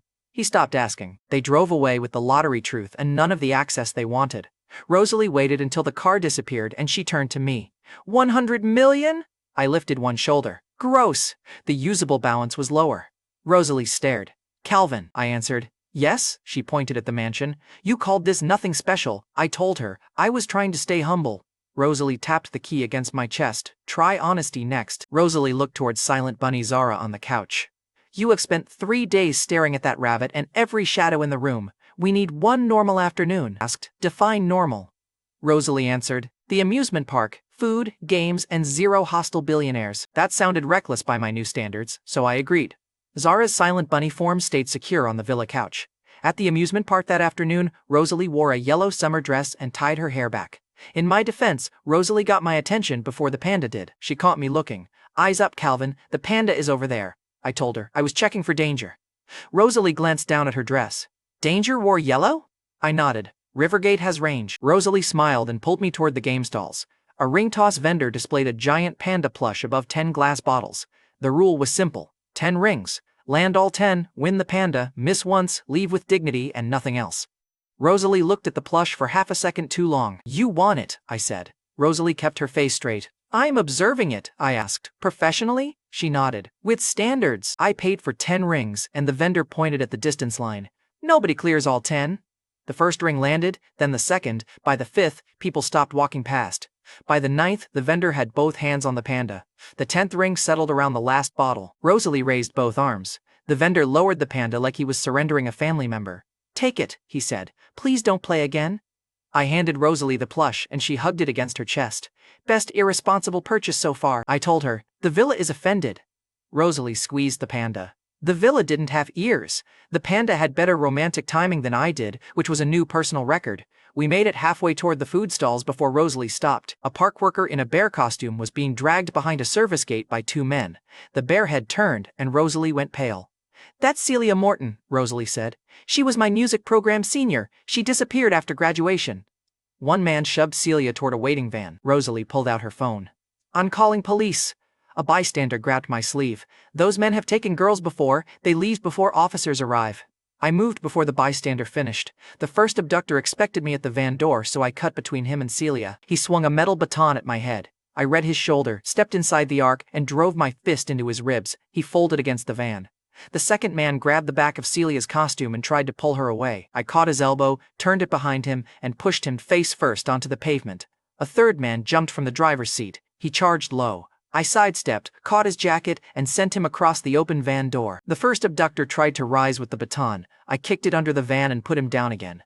The bystander who had warned me pulled the van keys from the ignition. Another park worker shut the service gate. By the time sirens reached the park, the abductors had no van and nowhere to run. Celia sagged inside the bear suit, and I pulled off the mascot head. Her face was pale and her eyes barely focused. Rosalie reached us while giving the dispatcher our location. Rosalie knelt beside her. Celia, it's Rosalie, you're safe. Celia tried to speak and failed. I carried her away from the van before the sirens reached the park. At the hospital that evening, Celia woke beside Rosalie and named Vaughn Kersey, owner of Kersey Entertainment. He recruits through auditions and drugs women who try to leave. Celia pulled a compact drive from the bear costume's lining. Names, payments, room records. I copied them before his men found me. The officer opened one folder, and his posture changed. The drive could open the case, but Vaughn was still outside. Celia looked at me. Why did you get involved? I told her. Rosalie knew you and his men were taking you. That was enough, Celia asked. What do you want? Nothing from the rescue. When you recover, take a safe job with one of my companies. Rosalie squeezed her hand. He's terrible at relaxing. He's good at showing up. Celia closed her fingers around the drive.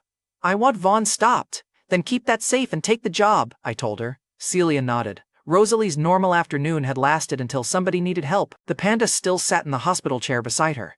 I thought losing Zara for 3 days was the bill. Then Lifeline opened a sealed cave and made me fight the life Fiona had already killed. That night at the villa, Rosalie carried the panda upstairs and left me beside Silent Bunny Zara. Lifeline opened the sealed cave before I could sit down. The couch vanished beneath me. Black stone replaced the floor, and a cracked statue stood where the windows had been. Zara's bunny body landed beside my boot, and pink light flashed through her dark eyes. Her voice scraped back through the dead channel. Those inscriptions belong to the first maker, Zara warned. He built this inheritance before an enemy from outside our world shattered it. The foreign seed signature inside Lifeline opened the next lock. 3 facts. Enough to make the cave dangerous without turning it into homework. A blue timer appeared above the statue. 60 minutes. Blue text appeared beneath it. Defeat the mental trial within 60 minutes and receive the Origin Mind method. Lifeline offered no survival guarantee after failure. Ancient gods apparently also hid the fatal terms beneath the acceptance button. Look, I had 1 survival point and a silent rabbit. Declining the trial was decorative, so I stepped toward the statue and let the timer start. The cave dropped away. I stood in the Sutton living room with a pen trapped between my fingers. The $400,000 wedding demand waited on the table. A woman stepped from the hallway wearing Fiona's face and voice. The cave had built her from my memory. The clone pushed the envelope toward me. Sign it, Fiona's copied voice ordered. Your father can cover whatever you can't. I dropped the pen, it reappeared in my hand, and the clone smiled. You always pay! My father's exhausted reflection appeared behind the window. His taped wallet was open, and the pen dragged my hand toward the signature line. I fought it until my wrist shook. Then the trial threw me 8 years forward, into the last night of my first life. My salary vanished from a banking screen. Todd's car keys hit the table. Fiona's mother carried away another envelope, and the clone slapped me. Cold water soaked my shirt. "You're useless," Fiona's copied voice said. "Wait until the insurance starts, then die." The open window appeared behind me, and my body ran toward it exactly as before. I hit the ground, and the living room rebuilt around me. Cycle 2. The timer showed 54 minutes. This time, I tore the wedding demand before the clone touched it. Todd's copied shape rushed me from the side. I drove him through the coffee table. The clone raised Fiona's hand for the old slap. I caught the wrist and threw her across the room. She broke against the wall, but the room reset anyway. Cycle 3. The clone returned without a bruise and tilted Fiona's copied head. "Better. Now spend your whole life hating me." I punched her before the sentence finished, and the cycle reset. By cycle 12, I could destroy the room in seconds. By cycle 27, the cave had learned that violence only made me easier to steer. On cycle 28, I crushed the clone through the Suttons' dining table and sat in Fiona's father's chair. She rebuilt across from me, almost pleased. "Good. Buy companies, humiliate me. Wake up every morning and ask whether I'm watching." The walls filled with screens, the villa, Travis kneeling, the hotel cameras, Fiona reacting to every win. I smashed one screen, and 10 replaced it. Soon, the room held nothing except her face and my fists. The open window returned, and another invoice waited behind me. The cave offered 2 cages. Pay her and stay the old wallet, or fight her until revenge owned my second life. On cycle 41, I ran through the front door and found my father praying over his lottery ticket. The clone reached for his taped wallet while a metal box swallowed my old paychecks. Each bill bought another demand: the wedding, the house, the SUV, Todd's car, my salary, my life insurance policy. I bent her wrist back, ripped open the box, and threw the money toward my father. The bills turned blank before they reached him. "You can't repay a life you already wasted," the clone said. I drove my fist through the box, but the cycle reset anyway. On cycle 63, Rosalie was pinned against her apartment wall while the collectors held the knife. "Save her," the clone ordered. "Then admit every rescue still begins with me." I dropped the collectors and pulled Rosalie free. Her copied hand caught my sleeve before the room vanished. On cycle 78, the injured Harborcrest worker stopped breathing again. The 12-point stasis appeared, and the clone held my last point like a coin. I spent it, and the worker breathed, the clone smiled, and the cycle reset. That smile gave away the trap. The cave wanted Fiona at the center. Obedience fed it, and rage fed it too. On cycle 86, 2 doors appeared. One opened onto the old apartment where Fiona waited with her hand out. The other opened onto a room covered in photographs of her public losses. "Submission or revenge," the clone said. "Pick the version of me you want to worship." I drove my shoulder through the wall between them. For 1 second, I saw Rosalie's panda beside my father's taped wallet. Then black hands sealed the opening and rebuilt Fiona behind my Harborcrest desk. She turned the villa key into another invoice and placed Clearwave's router beside the life insurance form. Every reward became an argument about her, and every door returned me to the window. The real hour kept shrinking, and my body remembered every fall. By cycle 98, my hands would not stop shaking. The timer showed 58 seconds. I had lived 98 full failures inside an hour that barely moved. My knuckles carried every fight, and my chest remembered every fall. The clone had learned my anger, my guilt, and every shortcut I used to escape both.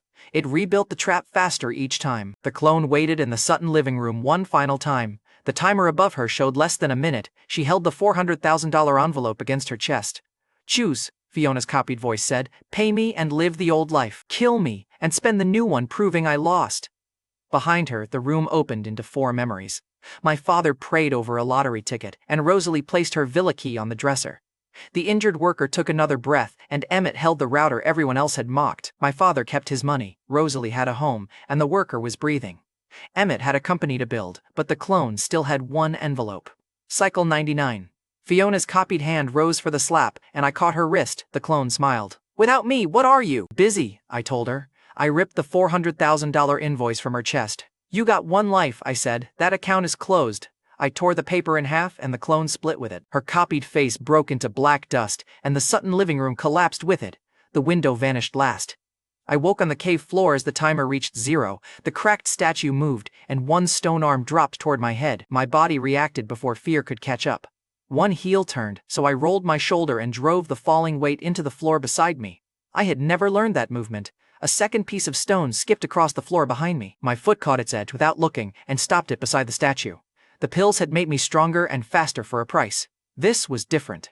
My body understood distance, balance, and force before I formed the thought. More movements followed, and my muscles knew them before I did. Lifeline flashed the reward. Origin mind method acquired.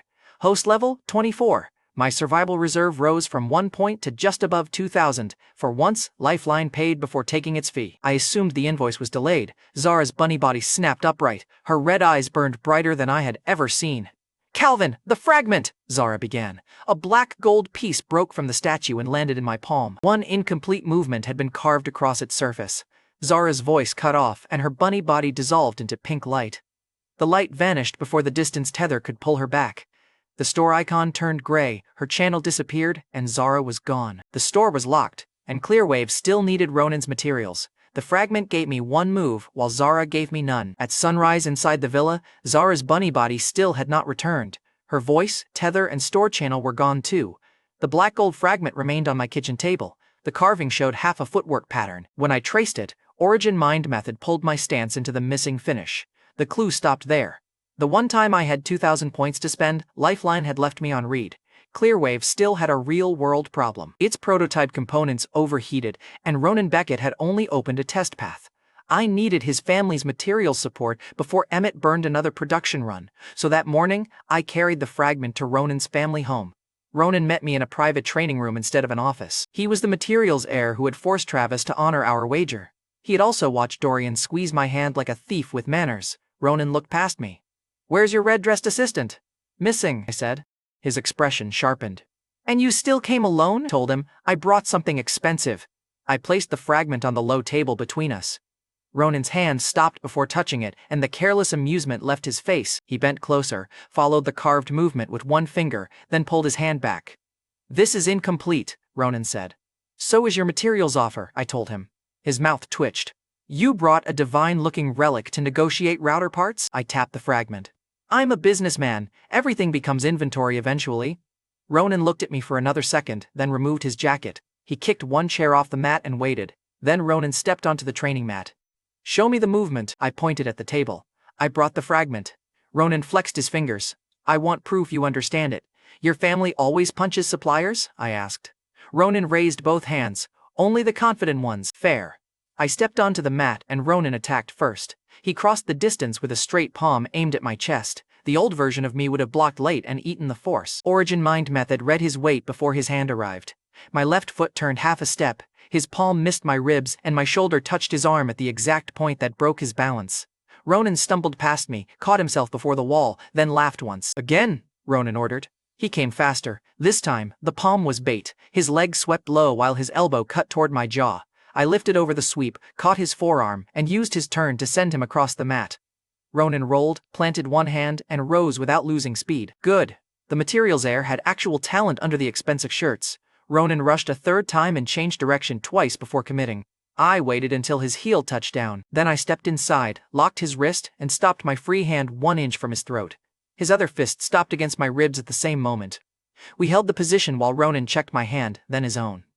"A draw," he said. I kept my hand near his throat. Mine reached a better address. Ronan pressed his fist once against my ribs. "These disagree." Released him. "Ask them after they learn finance." Ronan lowered his fists, stepped beside me, and picked up the fragment with both hands. Instead of reclaiming the head chair, he stayed beside me on the mat. Ronan turned the fragment toward the light and traced the missing half again. "This movement is worth more than the component contract," he said. "I'm giving you the fragment," I replied. "Clearwave gets the materials support." Ronan studied the incomplete carving. "You trust me with this?" "Trust you to understand what happens if you waste it," he smiled. "There he is." Ronan called his operations chief into the room. "Release the heat-resistant batch to Clearwave. Priority testing, then full supply if the boards hold." He signed in his training gloves, and the shipping tag changed from review to priority. "You get the materials," Ronan told me. "I keep the fragment. Try not to challenge it to a fistfight." Ronan glanced at the cracked mat. "It might win faster than you did." He walked me to the door himself. The staff who had watched me arrive as a petitioner now moved aside for both of us. That afternoon at Clearwave, Emmett read Ronan's signature and threw the burned board into the trash. The engineers swapped in one Beckett component and powered the router. 30 seconds passed. The casing stayed cool, the wireless signal held, and the fire blanket went back into storage. One engineer hugged the materials case, which is how technical people say, "I love you." Emmett slid the blank launch folder toward me. "My partners want development. We need you leading brand, deals, distribution, and expansion." "I'll lead commercial operations," I said. "You keep engineering." He handed me the marker. "Then tell us what comes after the router." I placed a flip phone beside a separate camera and drew one widescreen on the glass. Calls, photos, messages, and the web, I said. One device, one pocket. A senior engineer pointed at the drawing.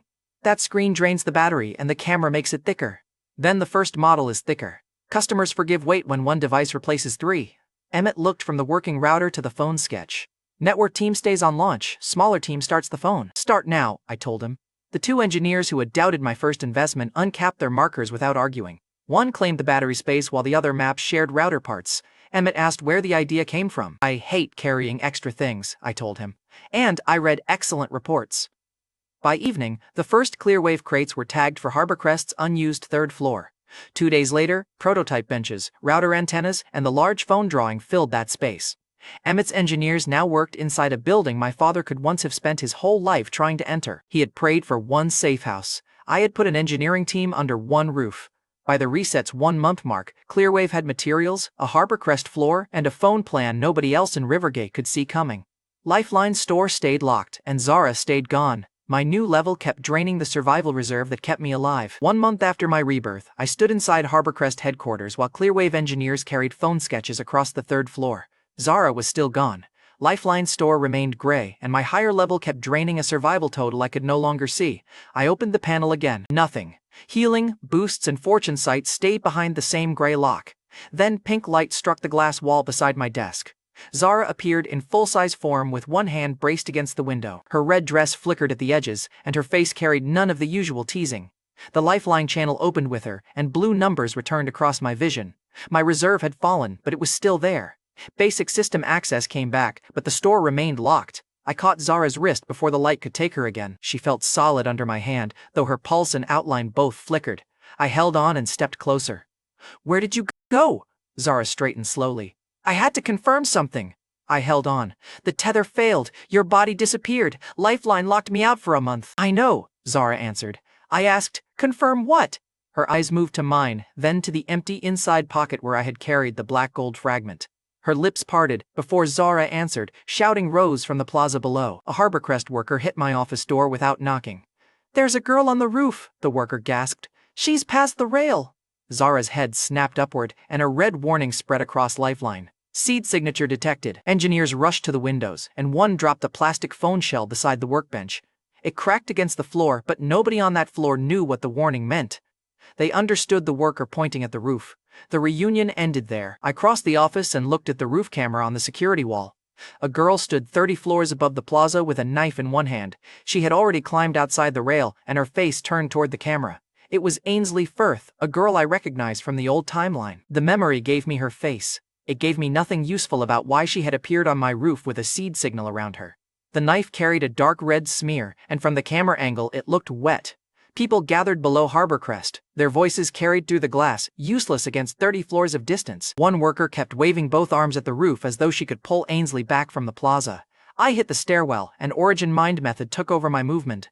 My feet landed before I consciously chose the steps. I cleared whole sections of the staircase at a time, caught each rail, and redirected my weight into the next climb. The 10th floor passed. At 15, I stopped using every step. I planted on the landings and turned each rail into another launch. Then 20, my lungs burned, but my balance never broke. Origin Mind Method cut every wasted step and placed my weight on the next landing before the last one finished. The seed warning brightened with each floor. Pink light flashed behind me once. The restored tether pulled Zara into the stairwell, but she stayed several landings below. Her voice followed through the channel. "The seed signal is still above you," Zara warned. "I can't confirm whether it belongs to the girl." "Keep the channel open," I told her. The roof door came into view. I drove through it, and wind hit me first. Ainsley stood beyond the safety rail, one heel resting over empty air. The knife hung at her side, and a dark red smear covered the blade. I stopped several steps away and called her name. "Ainsley!" She looked over her shoulder and lifted the knife slightly. "Murderers deserve to die." "Who was murdered?" I asked. Her eyes stayed on mine. Ainsley answered, "Don't feel guilty, Calvin. This isn't your fault." The words were aimed at me, but I did not yet know why. She also knew my name, and I had called hers, but I had never introduced myself. "How do you know me?" I asked. Behind me, the roof door banged against the stopper. Zara had reached the doorway. Ainsley looked past my shoulder at Zara and stayed silent. The seed warning pulsed again. I kept my hands visible. "You're 30 floors up," I told her. "Put the knife down and step inside the rail." Ainsley looked toward the plaza, and the crowd below became louder. I moved one step closer. She raised the knife between us so the red blade caught the light. "Stop," Ainsley warned. I stopped. Zara's voice dropped inside the channel. "The signal just spiked." Ainsley's knuckles whitened around the handle. "Are you calling yourself a murderer?" I asked. Ainsley stayed silent, so I kept my voice level. "Then give me the knife and tell me whose death you mean." Ainsley looked down at the red blade and her shoulders relaxed. That frightened me more than the shaking had. The wind pushed her coat across the rail. One loose edge of fabric snapped over 30 floors of empty space. I shifted left, giving her a clear path back onto the roof. "Step toward me," I said. "You keep the explanation. I only need you inside the rail." Ainsley moved 1 foot, and for half a second I thought she had chosen the roof. Then her weight settled on the heel already hanging over the edge. "Whatever happened," I said, "jumping leaves the answer with everyone except you." Ainsley's grip tightened, and I watched her feet instead of the blade. Her right heel shifted. An origin mind method caught the movement before her body committed. I ran. Ainsley stepped backward, then she jumped. I crossed the last distance and went over the rail after her. My left hand caught the concrete edge while my right hand locked around her wrist. Her full weight tore against my shoulder. For 1 second, Ainsley hung above the Harborcrest Plaza with the knife still in her other hand. Her body swung away from the wall. The knife struck the concrete and left another red streak. The crowd below screamed, and my fingers started sliding across the roof edge. I drove both feet against the outer wall and pulled. Origin mind method held my shoulder in place and shifted the strain through my back. Ainsley swung toward the building. I hauled her high enough to catch her coat, but the fabric started tearing at the shoulder. I changed grips, hooked my forearm under hers and pulled again. The ledge scraped my ribs as her weight came over the concrete. Zara reached the rail as Ainsley's shoulder cleared it. She caught the back of my jacket only after both of us were over concrete. We hit the rooftop together. Below us, the crowd kept screaming until I lifted one hand above the rail. Ainsley lay still, so I pressed 2 fingers to her neck. Her pulse was fast and steady, and only then did the screaming below break into cheers. The seed warning remained red over my vision. Lifeline still could not tell me whether the signal came from Ainsley, the knife, or something close to either one. The knife skidded away. I rolled Ainsley onto her back and searched for the wound behind the red smear. There was no cut. The red substance covered the knife, my palm, and the cuff of her coat. It smelled sweet and sharp, and I wiped it between 2 fingers. Ketchup. Of course. I had just risked my neck for a condiment. The jump had been real, and the blade only carried ketchup. Zara looked at me. "You missed me enough to jump off a roof?" "I had a rough month," I told her. Zara stepped toward the knife and stopped beside it. Her eyes moved from the ketchup to Ainsley. Ainsley opened one eye and looked at me, then at the knife. Ainsley asked, "Did the jump look real enough to get likes, or do we need something juicier next time?"